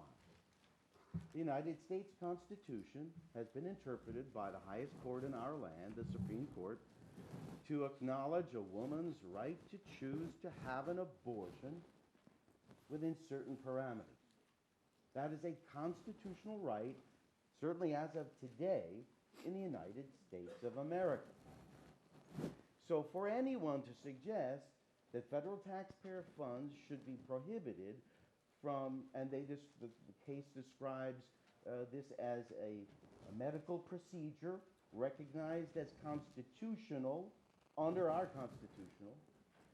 So so you want to say some constitutionally recognized rights or medical procedures can be funded, and some constitutionally recognized medical health care procedures will not be funded. I understand where the motivation comes from. I respect the profound matter of conscience that drives it. Nonetheless, you are depriving women of their constitutional right to a legal medical procedure and saying, we're only going to let you women have taxpayer funds for some of your constitutionally recognized health care medical procedures, but not others. I don't think that that is consistent with one's desire to support the meaning of the Constitution or uphold constitutional rights in general. And you can scour your own conscience and your own priorities for what policies are important to you as recognized under the Constitution, whether it be the Second Amendment or whatever provision, to have the Congress then say, yes, it is required or permitted under the Constitution, but we're not going to allow this one to be funded because of our personal belief. So I respectfully will be voting against the gentleman's amendment. Mr. Laurel.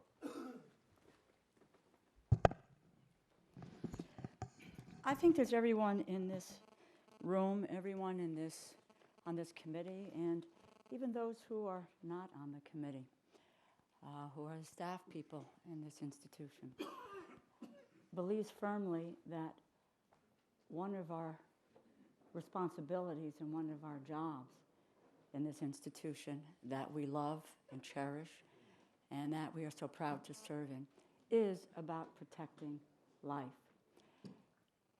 One of the strong issues is, though, you can't pick and choose whose lives you want to protect. You just can't decide in some instances, like we did yesterday, of not wanting to save the lives of those who are potentially going to get a melanoma or a skin cancer as a result of a device that our own Food and Drug Administration has been refusing to reclassify. That's life. That's a life issue. You can't pick and choose those that you would like to support and those that you don't. We also voted yesterday against international food aid. And we have direct notion, we have a direct information, we have direct studies that show us that if you do not, and we do not, as the United States, support international food aid in the way that we should, millions of people will die. That's a life issue. We can't pick and choose the issues that we want to label as life issues. I rise in opposition to the amendment. It seeks to ensure that new multi-state health plans that will be established under the ACA do not cover abortion. There are long-standing prohibitions on the use of any federal funds for abortion care throughout public law and our appropriations bills. The health care reform bill contains elaborate provisions to make sure that no federal funds are used for abortion. Narrow circumstances, this is the exception, federal funding would be permitted by the Hyde Amendment.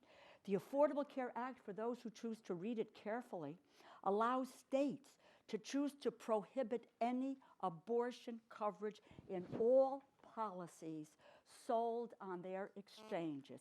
It's a prohibition that would apply to multi-state plans. What this amendment does is represent another attack from the majority on women's health and health care reform. You know, the cornerstone of health care reform was to ensure that all Americans have access to quality, affordable health care. That's health care services for women, it's screening and counseling for domestic violence, screening for cervical cancer, counseling for sexually transmitted infections, and access to contraception. The majority has shown time and again that its top priority is to please be done with health care, eliminate these services for women, and attack a woman's right to make their own health care decisions, rather than continuing to pursue an ideological agenda. It's not about being mean-spirited. It's about an ideological agenda that includes an assault on women. The majority should work with us on a number of the one priority of this committee, this institution, and the priority of the American people. And that is about the economy, and that's about jobs in this nation. And let us begin here to trust women, to value women, and to respect that the decisions that they make for themselves and their families. I urge my colleagues to reject this amendment. Ms. Lummis? Mr. Chairman, I rise in support of the Nunley amendment. This is not a matter Microphone. to suggest that this is a matter of women's health care and access to health care for women is a complete misdirection of the amendment before us. This is not about women's health care. This is about whether federal funds will be required to pay for constitutional rights. This is about, of course, the fact that I'm not allowed federal funds to exercise my Second Amendment rights, and I shouldn't be allowed to use federal funds to exercise my rights to privacy under the Constitution, as were guaranteed by Roe versus Wade. I believe that this misstatement to try to characterize this issue as a women's health issue is a complete abrogation of our responsibilities to protect taxpayer funds. This amendment is focused only on taxpayer funds. It is to clarify a potential loophole in the new health care law, which requires the Office of Personnel Management to establish and administer at least 2 multi-state plans that will be offered in each state. This is an important clarification. Gentlewoman yield for question. I will yield, Mr. Chairman. Thank the gentlelady. Under the Second Amendment, I believe that individuals have a right to bear arms. I think most Americans feel that way. And so people are allowed to buy guns and rifles and automatic weapons and ammunition, etc. Mr. Chairman. The Nunley Amendment says there shall be no funds for abortion. So we do recognize the constitutional right you were referring to and allow taxpayer funds to be used in licensing and inspections and facilitating the purchase of guns, but the Nunley Amendment would allow no abortions at all. I yield back. And, Mr. Chairman, thank you for yielding back. My argument is that we're talking about the use of federal funds. We're not prohibiting the exercise of someone's right to privacy under the Constitution. We're prohibiting their use of federal funds to exercise that right. Would the gentlewoman yield for a moment? I will yield. I just would like to clarify, because we've had this debate over and over again. The Hyde Amendment stands. No federal funds can be used for abortion. And during the debate, many of us were very involved in that debate, and therefore you must write 2 checks. If you want to pay personally for an insurance plan that covers things that you may not approve of, you have to write a second check. But no federal funds can pay for abortion. The Hyde Amendment stands. There are only specific circumstances that my good friend Henry Hyde included. No federal funds can be paid for abortion under the Affordable Care Act, and that's why we mandated 2 checks. So you can pay for a plan that will not cover it, and other people with a second check may pay for a plan that will cover a voluntary procedure. So be assured, the Affordable Care Act will not provide funding for abortion. Madam, Mr. Chairman, I thank the gentlelady for yielding back, and therefore I see no harm in adding language that just reiterates what is what. The gentlelady yield. You know, Mr. Chairman, I will just. I'm out of time. Time of the gentlelady has expired. Mr. Chairman. Mr. Dix. Briefly. Now, maybe I got this wrong, but under the Second Amendment, a well-regulated militia being necessary to the security of a free state The right of the people to keep and bear arms shall not be infringed. Now, we pay for the militia. Our Defense Subcommittee spends hundreds of millions of dollars on the militia. So to say that Second Amendment doesn't have federal payment requirements, I think, is a misunderstanding of the Second Amendment. I yield back. Mr. Farr. Somebody will yield. I've already spoken. Chairman. Mr. Oliver. Mr. Chairman, I yield time to the gentleman from California, Mr. Farr. Thank you very much. I just want to clarify that, we're drafting legislation, right? This is statutory law. And if Mr. Nunley wanted to just say no funds appropriated by this act shall be available to pay for any abortion, period, that would solve all the arguments that we've heard here. But the way he leaves it, it says, or administrative expenses in connection with any health plan, which provides any benefits or coverage for abortion. So that means that if you buy a health care plan and it happens to cover those expenses, you may not have a private plan, you can't use any funds to administer that plan anywhere in our system. I think this goes far beyond just paying for abortions. This eliminates the ability for any health care plan in America to be administered if it has any benefits or coverage for abortions, regardless of whether it pays for the abortions or not. There being no further discussion, the gentleman's recognized for 1 minute to close. Thank you, Mr. Chairman. The issue's been raised that maybe even within the next 10 days, Obamacare may be repealed. Maybe future Congress will repeal it. I hope that happens, but it's the law of the land today. And this bill is in front of this committee today, and so I think it's appropriate to deal with this subject at this time. Now, I understand I'm new to this committee. I've been told this committee has a long history of bipartisan cooperation. Yet in the next sentence, I'm labeled as being an extremist, mean-spirited, and not a responsible steward of taxpayer dollars.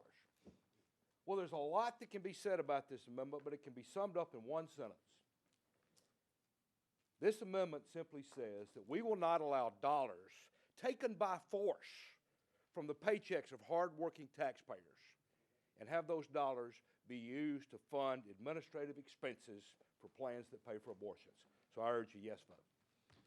On the Nunley amendment, all in favor say aye. Aye. All opposed say no. No! The ayes seem to have it. The ayes have it. Record The amendment vote. is agreed to. Sufficient number, the clerk will call. Mr. Adderholt. Mr. Adderholt, aye. Mr. Alexander. Aye. Mr. Alexander, aye. Mr. Austria.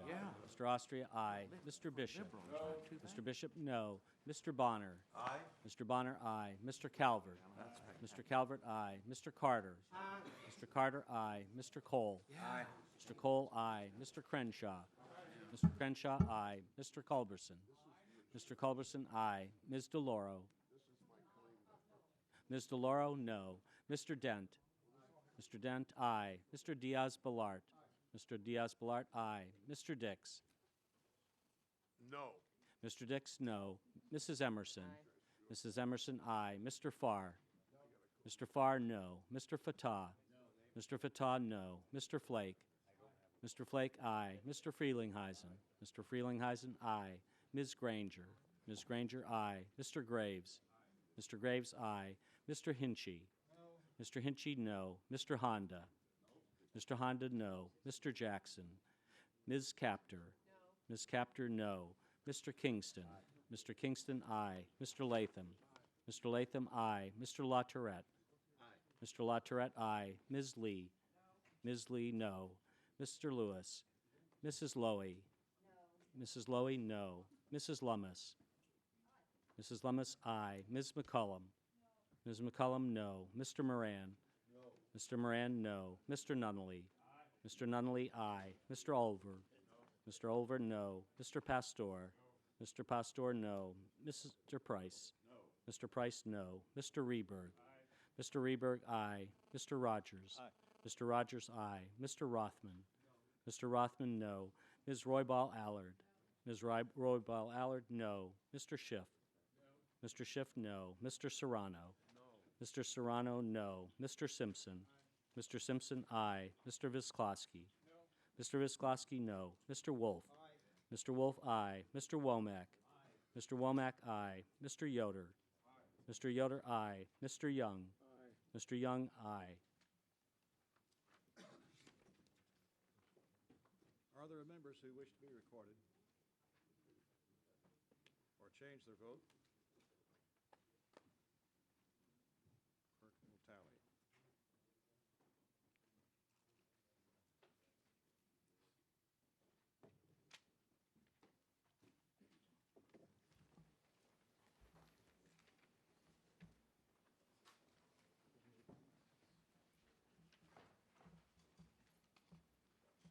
The vote on this amendment is yeas 28, nays are 20. The amendment is approved. Mr. Cole. Thank you, Mr. Chairman. I have an amendment at the desk. Clerk will report. Amendment offered by I Mr. ask that Cole. the reading of At the the end amendment of Without Title objection, Title reading is dispensed with. Mr. Chairman, I'm going to offer and withdraw this amendment, and with my discussion with the gentlelady from Missouri, we're still having some jurisdictional issues with another committee, and we're going to work on that. Hope to continue to work with the chairman as we go forward. I just want to bring this, let's move from the sublime to the silly, but it's silly with real consequences. Right now, gas cans in the United States are not regulated. You literally, you can go out and buy a plastic gas can. As a matter of fact, the Consumer Product Safety Commission looked at this issue in 1980 and said there's no need to regulate this product. Nevertheless, because there are no legal standards, the industry has been subjected to lawsuits, largely because individuals actually pour gasoline from the can onto fires, which is not the appropriate use, but then they sue the company for the ensuing injuries. And it's so serious, one of the largest producers, which is in my state, has gone into bankruptcy and has not moved out of bankruptcy because they've not been able to do this. I know Mr. Yoder has similar firms that do the same sort of thing. So this is one where really it's actually should appeal to my friends on the other side. Regulation would be a good thing because regulation would actually limit the scope of litigation. You would still be able to sue. So I would hope that we don't lose the ability to actually make plastic gasoline cans in America, because everybody's still going to get gasoline, and they'll just put it in milk cartons and cans and whatever else, or you'll just import the product. And this is simply a matter where limiting the scope of litigation would actually save an American industry, save a lot of jobs. So with that, I yield back and look forward to working with my friend, the gentlelady. Hopefully we can get this into the bill down the road. Gentleman withdraws the amendment. Thank you. Amendment is withdrawn. Ms. DeLauro. Clerk will report. Amendment offered by Ms. DeLauro. Without Strike objection, section the reading is 621. dispensed with.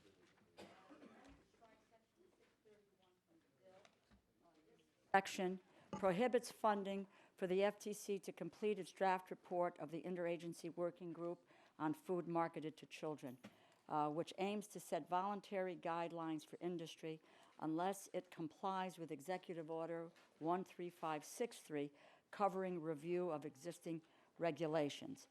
Mr. Chairman, obesity is a national epidemic. We must confront it from all angles. In America today, 1 in every 3 children is overweight or obese. These rates have doubled in the last 30 years for children under 11. The direct medical costs of obesity, $147 billion a year, are roughly 9% of all medical spending in this country and growing. Not just a health care issue, it's an issue of national security. A recent study determined that 9 million young adults in this country, over 25% of our nation's young adults, are too overweight to serve in the military. December 2005, the Institute of Medicine issued a report on food marketing to children and youth. The report, a review of scientific literature, noted that, and I quote, television advertising influences the food preferences, purchase requests, and diets, and is associated with the increased rates of obesity among children and youth.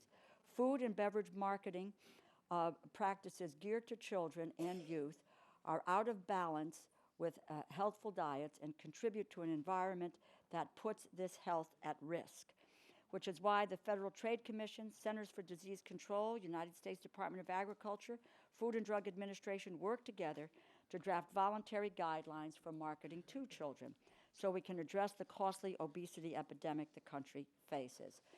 No reason for us to be restricting this critical work being done by this interagency group. The group has proposed voluntary marketing guidelines that do not dive into specific foods. It bans nothing. They simply focus on some of the nutrient contents that we know are meaningful part of our diets and those that we know place us as greater risk for obesity, like sodium, high added sugars, and high saturated fats. The guidelines will not penalize companies that are marketing healthy foods. They are not mandatory or enforced.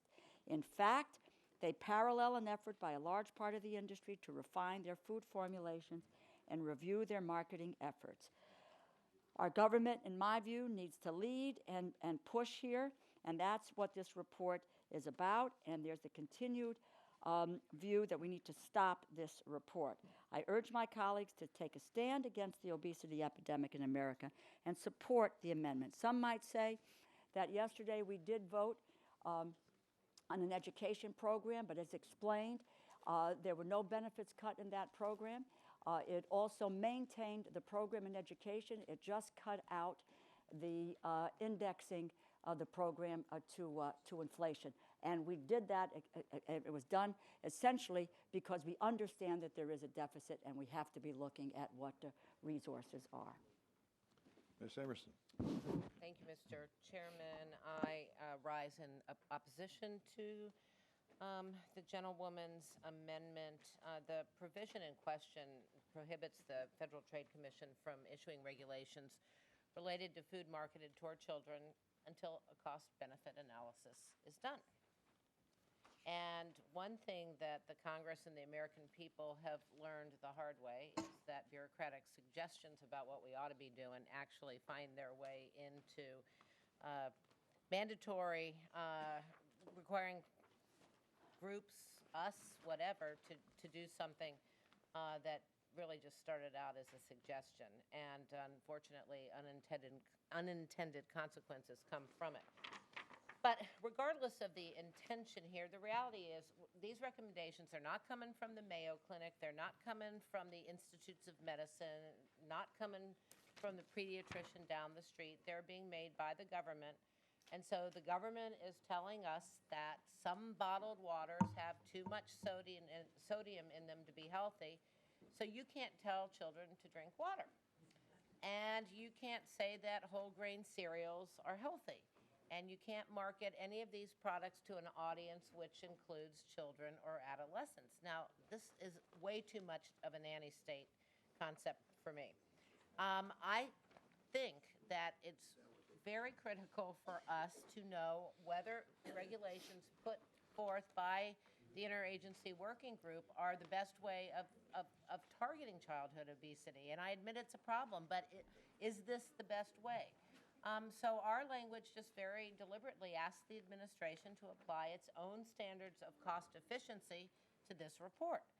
And, you know, restrictions on a food company from, say, sponsoring a Little League team or putting an ad for a sports drink on a towel on the sidelines of a college football game, somehow I don't think that these things are going to be able to solve the obesity crisis among children in America. And I think we can all say that we're concerned about the impact of childhood obesity on our nation's children, and we should make sure that any regulations put in place actually address this issue, which is why all we want to do is require a cost-benefit study. So I urge a no vote on this amendment. Mr. Farr. Thank you, Mr. Chairman. I'm kind of surprised at your opposition because I know how much you care about wellness of kids, and particularly kids that don't have access to food. And I think we all got elected with people understanding that we're here to protect the health and welfare. And we all understand the value that FDA has in being able to regulate the way they do. It seems to me that after we've gone through this healthcare debate, whether you agree with it or not, the one common denominator that everybody agrees with, that America has the highest cost of healthcare in the world. And the percentage of our GDP that's going to healthcare makes us uncompetitive in the world, and we have to do something about that. So even if you repeal all of the Obamacare and everything, you're still going to be dealing with these huge costs. And how are we going to turn the corner? One of the, I think, benefits of the debate came out, you're going to turn the corner by growing healthier Americans. Growing healthier Americans starts with our kids. And if nothing else, I'll just appeal to you as grandparents in this room, because a lot of us are. And I don't know about you, but I see that advertising that my grandchildren are looking at. And it's appalling. You can see the appeal that they're out to get all of these sugary drinks and sodas and so on. And you know darn well that that's not going to be in their best long-term interest. And you know, to say that you're going to have to do a cost-effectiveness study, come on, we use that when we want to stop something. What if anybody asked the cost-effectiveness of the United States Congress having a lawn out here on our Capitol, or the cost-effectiveness of a military ban?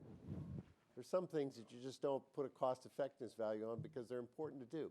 And it seems to me one of the important things to do is to create some guidelines about the tons of opportunity for consuming food in this country as to what the health values are. What's wrong with providing those guidelines? And what's wrong with making them voluntary? Why do we want to stop that? What are we afraid of?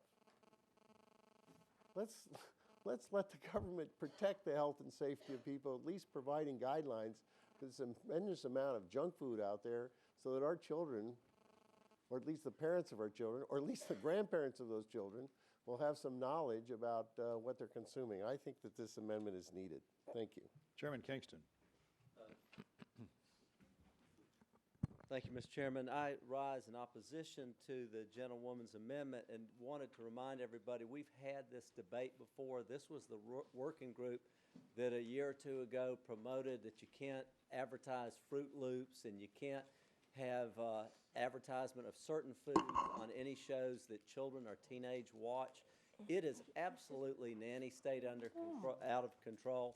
Of one survey that was in the Los Angeles Times last year that said 100 of the most consumed foods in the country, of those top 100, only 12 would be eligible to advertise under the voluntary guidelines of this working group. It is absolutely, the government knows best. We need to reject it. Keep in mind that, yes, I don't know how you spin it. This was a committee in which yesterday many people voted $20 million to cut obesity education. If you want to be consistent, you would not cut $20 million out of obesity education and then turn around today and talk about we're concerned about obesity, therefore we have to have more nanny state to tell you as parents, because you're incompetent. We know best here in Washington what we should let your kids be exposed to. And for heaven forbid that Tony the Tiger influence your child and come between you and your children's decision to eat Fruit Loops or Frosted Flakes or whatever. And I'm telling you, it is way out of hand. We need to reject this and send this signal to the busybody bureaucrats that will raise our own children. And I yield back. Ms. Loy. Ms. Loy. Well, let me just say, my colleagues, with great respect for those who are opposing this amendment, I must rise in support of the amendment and thank my colleague for bringing this issue to our attention once again. We know that cookies, cakes, pizzas, sugary drinks are the top source of calories in the diets of children ages 2 to 18. It may even be in the top source of calories for some of us in this room. We all understand that. In fact, what is interesting is that the food industry spent more than $1.6 billion to market messages to kids promoting foods low in nutrition. They use television, the internet, social media, video games, movie, sports, music, events. Now, the facts, I think, are pretty troublesome. And then the question is, what are we going to do about it? This is an interagency working group. They're not establishing the rules. They are recommending changes, a strong set of principles that will prevent our kids seeing these ads over and over and over again. In other words, it's not going to stop anybody. Any parent who wants to buy Fruit Loops, any grandmother who wants to buy any of those cereals for their kids, candy, take them to the candy store, they can still do it. But sometimes it's helpful for parents, grandparents, friends, and neighbors to get some advice. That's all this is. Now, for the party that is talking about fiscal responsibilities to fight against initiatives that seek to lower childhood obesity, doesn't make sense. We know this will lead to additional costs in future years. So again, what we're saying here is the FTC can do the job that we tasked them with to bring together this interagency group to come up with some recommendations. Hopefully, it will have an impact on the tremendous rates of childhood obesity, which leads to costs later on. So I rise in strong support of the amendment. Gentlelady is recognized for 1 minute to close. Thank you, Mr. Chairman. I will just say to my colleague who chairs the subcommittee that we have had the opportunity on this issue of marketing. So I was a little bit surprised about the marketing piece because we have worked very cooperatively when it has come to the marketing of drugs. And we know what influence that has on people. And we work together to try to curtail that. So I was surprised at that argument.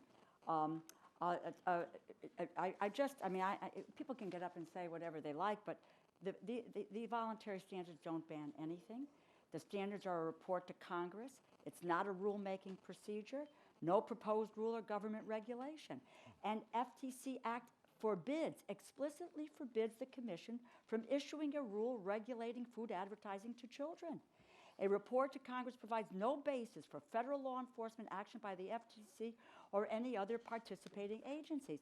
That being said, the Congress did not require the IWG to complete a cost-benefit analysis.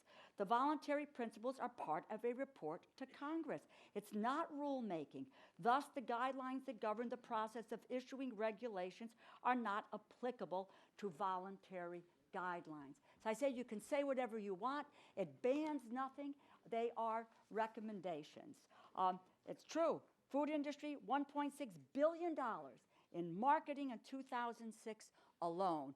Think about it in terms of your own children and your grandchildren, of what they're listening to and what the result is on their own health and their future health.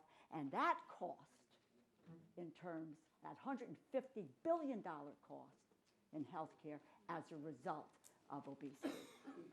On the DeLauro amendment, all in favor say aye. Aye. All opposed will say no. No. The noes seem to have it. The noes have it. The amendment is not agreed to.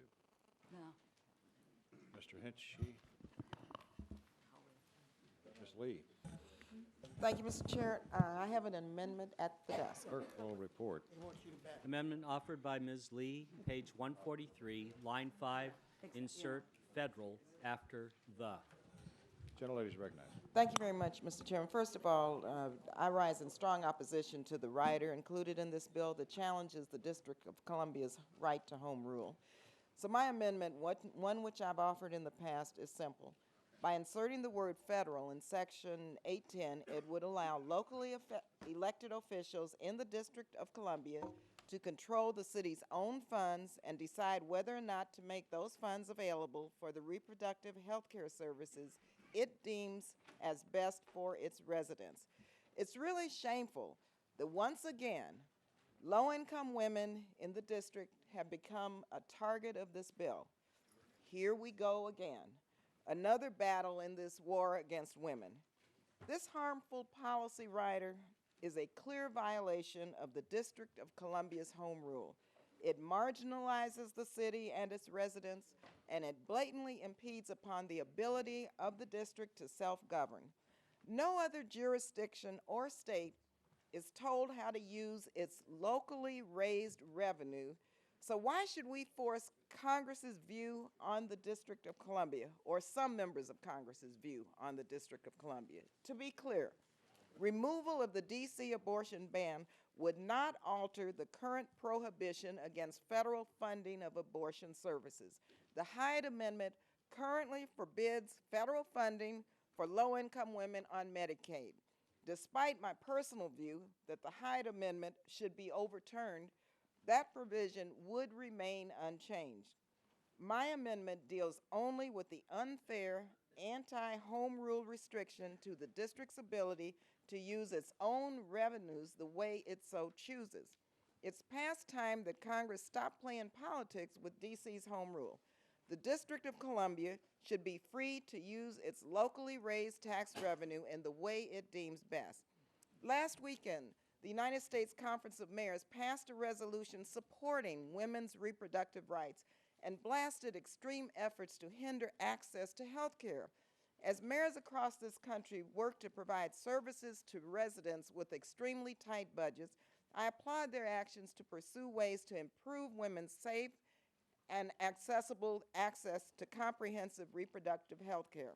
Now, in the district, mind you, 81% of non-elderly Medicaid recipients are Black, and 13% are Hispanic. Additionally, 53% of residents receiving assistance are women. This means that of the Washingtonians whose access to abortion care would be restricted by local funding funds in this bill, the vast majority, 94%, are women of color. What are we doing? Just what are we doing? We're doing this against the request of the district, against the request of mayors across the country, and we're targeting women of color in only one city in our country. I've said this before, and I'll say it again. I don't want any of my colleagues telling my district, my cities, Oakland, the largest city in my district, how to spend its locally raised revenues. Likewise, I'm sure that all of you, none of you, would want the same local autonomy for your cities in your district, and you would not want this restriction. Now, what D.C. does have is a brilliant and tireless representative in Congresswoman Eleanor Holmes Norton, who continues to fight on their behalf, even as many continue to fight to deny her a vote.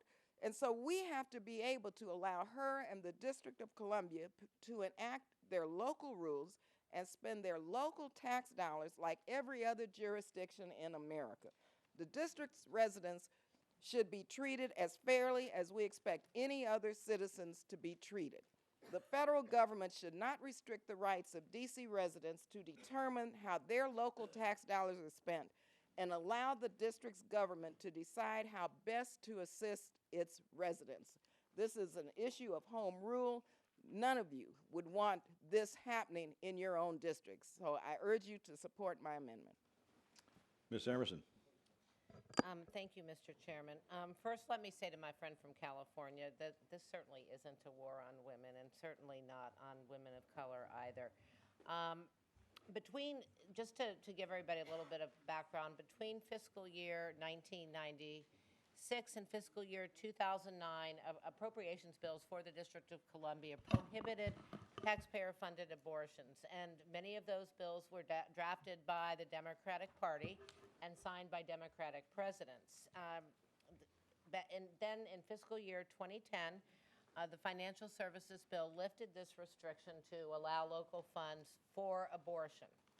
However, the restriction was reinstated in fiscal year 2011 year-long CR and fiscal year 2012, and this is the only local restriction in the bill. And as you all know, we do need to move forward on this. As I've said, as I just mentioned, when Chairman Serrano was chair, he modified the restriction to only prohibit federal funds for abortion in the fiscal year 2011 bill. But on the House floor, that language was considered legislative and couldn't be modified to prevent local funds for abortion. And so I don't know if any of y'all remember, but the issue almost took down the rule for consideration in the fiscal year 2010 Financial Services Bill. And the Speaker Pelosi, had to hold open the vote for nearly half an hour to get Democratic members to change their votes and allow for consideration of the bill that allows local funds for DC abortion. And so my point in explaining all that is to say that if we want the financial services bill to move forward, and I know, I admit there are probably people here who don't want it to move forward, and you want the DC government to be able to spend any of their local funds on anything else other than the abortion, then we have to include the language prohibiting funds for abortion, because the House won't pass a rule to allow consideration of the bill on the floor without it. So voting for this amendment is voting to stop the financial services bill from moving through the appropriations process and stopping funds for the city and all of the federal agencies in the subcommittee's jurisdiction. So I urge a no vote. Thank you, Mr. Chairman. First of all, let me say that I disagree with my counterpart. It's because there are so many D.C. writers on this bill that this bill hasn't seen the floor in a couple of years and probably won't do it again. This, to me, is such a simple issue, and it's a very personal issue to me.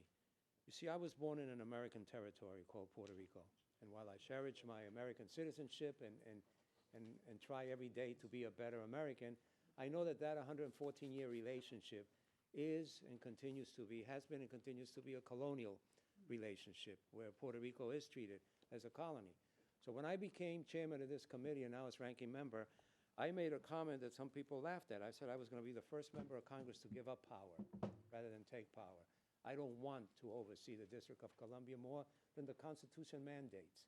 And the Constitution doesn't mandate that we have to act like the city council or the mayor of the District of Columbia. And so what happens, with all due respect to my colleagues on the other side, and I mean this sincerely, is that there are members of Congress who feel that it is necessary to say that they're strong on certain issues.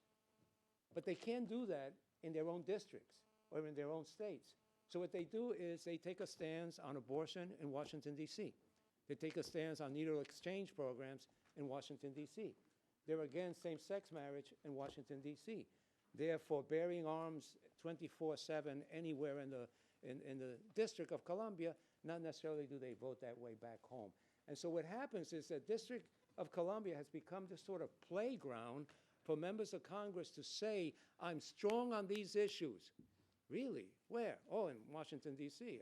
I tell them what to do. Well, I don't want to be part of that, and neither should anyone here. We're not asking you to vote today on the issue of abortion. We're asking you to vote today on the issue of whether you think that you were elected to be a member of the City Council of the District of Columbia, or whether the American citizens who live in D.C. have the right to govern themselves. That's what this is about, and it's not just about this provision, it's about all the other ones we mentioned. So if you have respect for American citizens who live either in territories or in districts of Columbia, then you have to take a stand today and say, I'm still strong on this issue, but I'm stronger on the issue of people being able to govern themselves, and this is what it's all about. And so I support the gentleman. Will the gentleman yield for a moment? Sure. Let me first say that I don't know anybody who is more sincere than you, Joe. And so I have great respect and admiration for that. But just to address one point you made that isn't specific to the rider on abortion, is that you said we have lots of riders in D.C., but we don't have any other riders on any of the issues other than abortion. So I just wanted to make that clarification. I understand, reclaiming my time.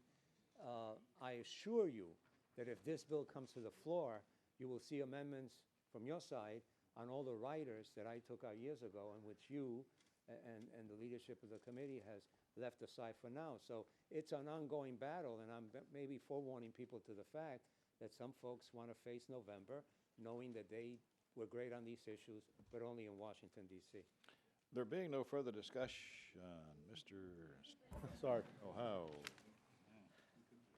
You want to just, Mr. Chairman, let me just briefly say that, first of all, I appreciate Ms. Lee's concern about protecting local government's rights to make decisions, but I think it's important that we not confuse the funding issue and also what this amendment does. In that, when we're talking about federal and local funds with D.C., because we're appropriating those funds are being commingled. and put in the same pot, so to speak, and then being separated by designation or by bookkeeping process is my understanding of the process. But let me also go back to Article 1 of the United States Constitution, which says that Congress holds complete legislative authority over the District of Columbia, quote, exclusive legislation in all cases whatsoever. And that's why we're responsible for that budget. And because it's appropriated by Congress through the annual appropriations bill, Congress then bears the constitutional responsibility for the use of those funds. And I think this language that's in the bill is very clear. It prohibits the use of congressionally appropriated taxpayer funds, federal or local, from being spent on abortions except when the life of a mother is endangered or in the case of rape or incest. Because the federal and the local funds, this is my understanding, are commingled, separating them is just a mere bookkeeping process or designation.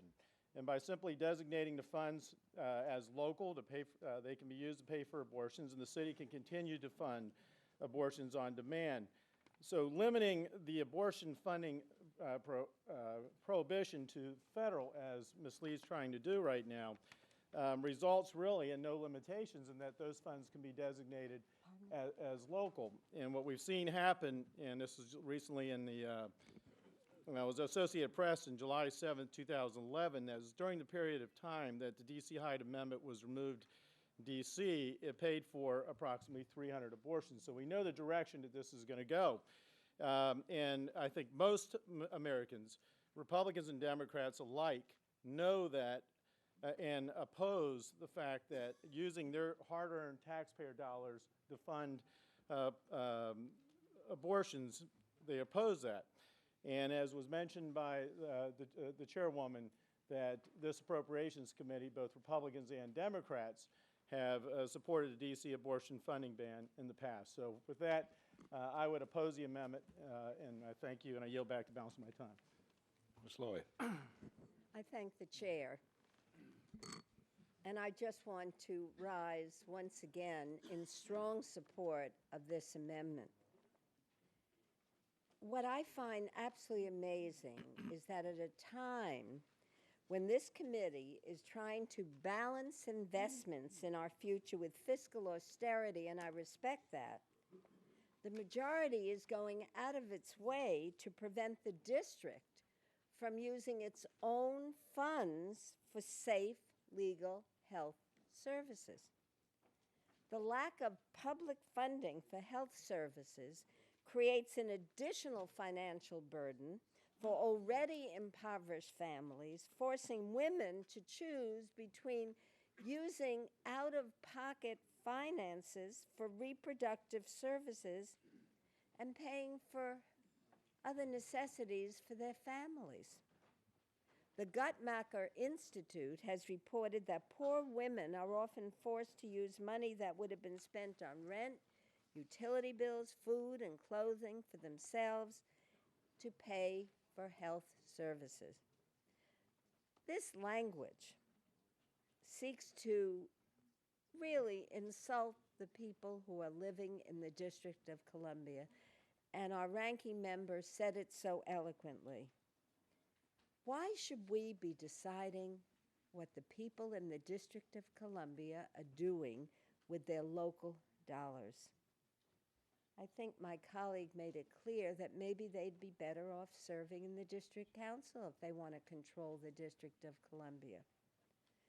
None of the people in this room were elected to force a radical, ideologically driven agenda upon the residents of the District of Columbia. I strongly support my colleague, and I thank you for this amendment. There being no further discussion, the gentlelady is recognized for 1 minute to close. Thank you, Mr. Chairman. D.C.'s locally elected leadership should decide what's best for the District of Columbia. And to my colleague, the Home Rule Act was passed to finally afford some semblance of democracy to American citizens who reside in D.C.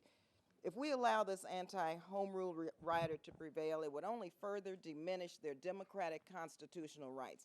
Americans living in our nation's capital pay federal taxes, they serve on juries, they fight and they die in wars, but they're denied voting representation in Congress. And to the chair of this committee, let me just say, yes, this is the only rider. Women are always sacrificed. That's the point. This is another battle in this war against women. It's the only restriction. And the fact is 94% of the women are women of color and the majority are African American women. The District of Columbia should be free to use its locally raised tax revenue in the way it deems best. On the Lee amendment, all in favor say aye. Aye. All opposed will say no. No. Noes have it. The amendment is not agreed to. Request is for a roll call vote. A sufficient number responding. The clerk will call the roll. Mr. Adderholt. No. Mr. Adderholt, no. Mr. Alexander. Mr. Austria. No. Mr. Austria, no. Mr. Bishop. Yes. Mr. Bishop, aye. Mr. Bonner. No. Mr. Bonner, no. Mr. Calvert. No. Mr. Calvert, no. Mr. Carter. No. Mr. Carter, no. Mr. Cole. No. Mr. Cole, no. Mr. Crenshaw. No. Mr. Crenshaw, no. Mr. Culberson. No. Mr. Culberson, no. Ms. DeLauro. Aye. Ms. DeLauro, aye. Mr. Dent. No. Mr. Dent, no. Mr. Diaz-Balart. No. Mr. Diaz-Balart, no. Mr. Dix. Aye. Mr. Dix, aye. Mrs. Emerson. No. Mrs. Emerson, no. Mr. Farr. Aye. Mr. Farr, aye. Mr. Fatah. Aye. Mr. Fatah, aye. Mr. Flake. No. Mr. Flake, no. Mr. Frelinghuysen. Aye. Mr. Frelinghuysen, aye. Ms. Granger. Ms. Granger, no. Mr. Graves. No. Mr. Graves, no. Mr. Hinchy. Yes. Mr. Hinchy, aye. Mr. Honda. Yes. Mr. Honda, aye. Mr. Jackson. Ms. Capter. Ms. Capter, aye. Mr. Kingston. No. Mr. Kingston, no. Mr. Latham. No. Mr. Latham, no. Mr. LaTourette. No. Mr. LaTourette, no. Ms. Lee. Aye. Ms. Lee, aye. Mr. Lewis. Mrs. Lowy. Mrs. Lowy, aye. Mrs. Lummis.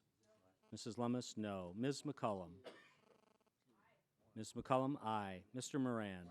Mr. Moran, aye. Mr. Nunnally. No. Mr. Nunnally, no. Mr. Olver. Aye. Mr. Olver, aye. Mr. Pastor. Mr. Pastor, aye. Mr. Price. Aye. Mr. Price, aye. Mr. Reberg.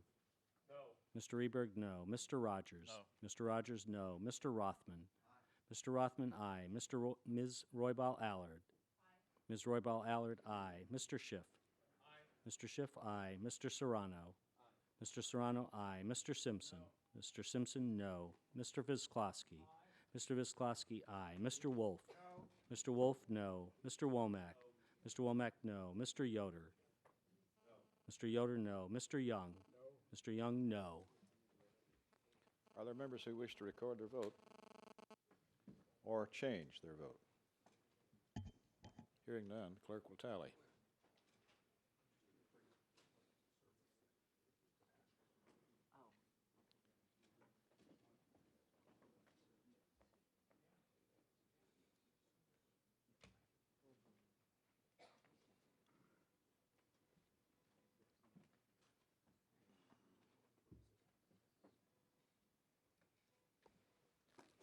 On this vote, the yeas are 21, the nays are 26. The amendment is not agreed to. Mr. Flake.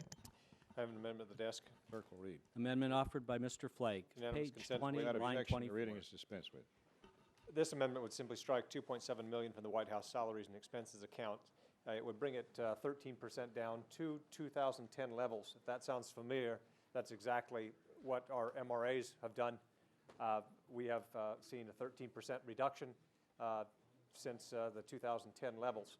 So this would simply bring the White House into a consistent pattern with what we have undergone here. That's all this amendment does. I urge its adoption. Ms. Emerson. I have no objection to this amendment, Mr. Chairman. Mr. Sarno. As Ronald Reagan used to say, here you go again.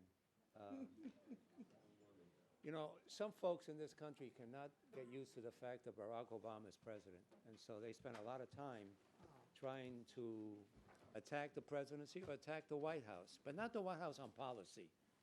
I don't have a problem if you disagree on policy. Mr. Pastor, Ms. Roybal Allard, and I probably wanted him to move a little faster on some immigration issues. Ms. Lee and I wanted him to get out of Afghanistan yesterday, and so it goes. But these amendments always strike at somehow saying that the president should not do his job and should not do it properly. In this bill, the White House already takes a 5% cut. The gentleman mentions the fact that we've taken a cut in our personal budgets. Well, I'm opposed to that too, but so be it. That's what it is, right? And we function under that. But if you recall, this got pretty silly last year in April. H.R. 1, I believe it was, when we dealt with this whole issue. At that time, there were amendments on the floor. Are you ready for this? Getting rid of the teleprompter. And at that time, I said, it doesn't matter. With or without a teleprompter, he's the best public speaker in the nation, so it's not a big deal. Then there was an amendment, are you ready for this one, to get rid of the plumbing services at the White House. Now, seriously, there are leaks in the White House, and not the ones you think about, but there are serious leaks. In fact, the plumber has not been seen at the White House since the Watergate scandal. And probably need one. Oh. They got plenty of leaks.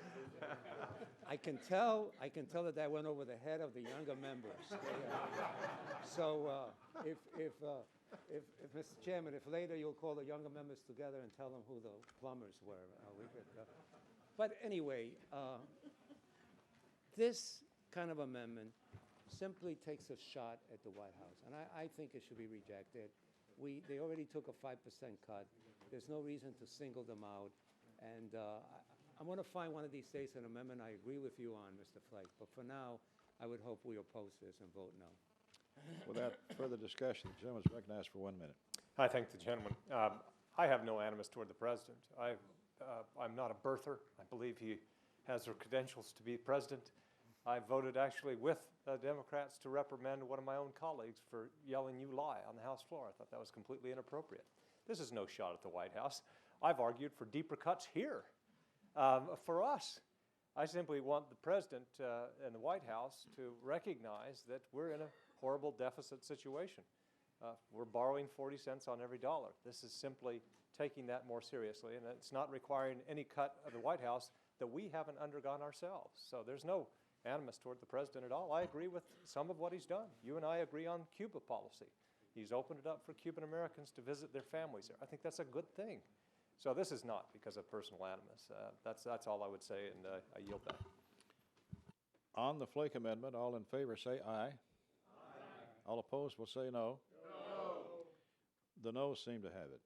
The noes have it, and the amendment is not agreed to. Are there other amendments? Ms. Lummis. Mr. Chairman, I have an amendment at the desk. Clerk will read. Amendment offered by Mrs. Lummis at the appropriate place in the committee report I ask under unanimous the heading. consent. Without to have the objection, the amendment reading is considered. dispensed with. Thank you, Mr. Chairman. This amendment will add language to the committee report only. It deals with an FCC order that reformed the Universal Service Fund. It created a catch-22 in states that had already gotten ahead of the SCC in requiring that nobody pay less than $32 a month for basic service. Oddly enough, it says, the feds came out later and said, you can participate in the Universal Service Fund if you don't charge people more than 27. Well, some states said you can participate in the Universal Service Fund if you don't charge less than 32. And so the states were trying to help make the Universal Service Fund sustainable by saying people have to pay $32 a month for basic service as a minimum payment for that service. And then when subsequently the federal government came out and said, if you charge more than $27 a month, you don't get to participate in the Universal Service Fund, it actually seemed to defeat the purpose of those states that were requiring people to have a minimum level of self-support for the services they were receiving. So this report language would simply say, please consider an alternative certification procedure for those states that really did get ahead and try to make the Universal Service Fund more solvent by requiring their local payers to pay a higher minimum monthly fee. Thank you, Mr. Chairman. Ms. Emerson. Mr. Chairman, I have no objection. Mr. Serrano. Mr. Chairman, I oppose the amendment. This is an attempt to stop reform of the Universal Service Fund. The consequences of this amendment are unknown, and that is the bigger issue. That maybe we should just hold up on this because the language is not clear, and we need to study the issue further before any decisions are made. There are concerns, Mr. Chairman, that the language of this amendment misrepresents the issue. And I'm not suggesting it was done on purpose, but that it's the way it's written, it doesn't deal with the issue at hand. Therefore, we do not believe we should add this language to the report at this point. We should leave the issue open as we move along the process, Mr. Chairman, deal with it.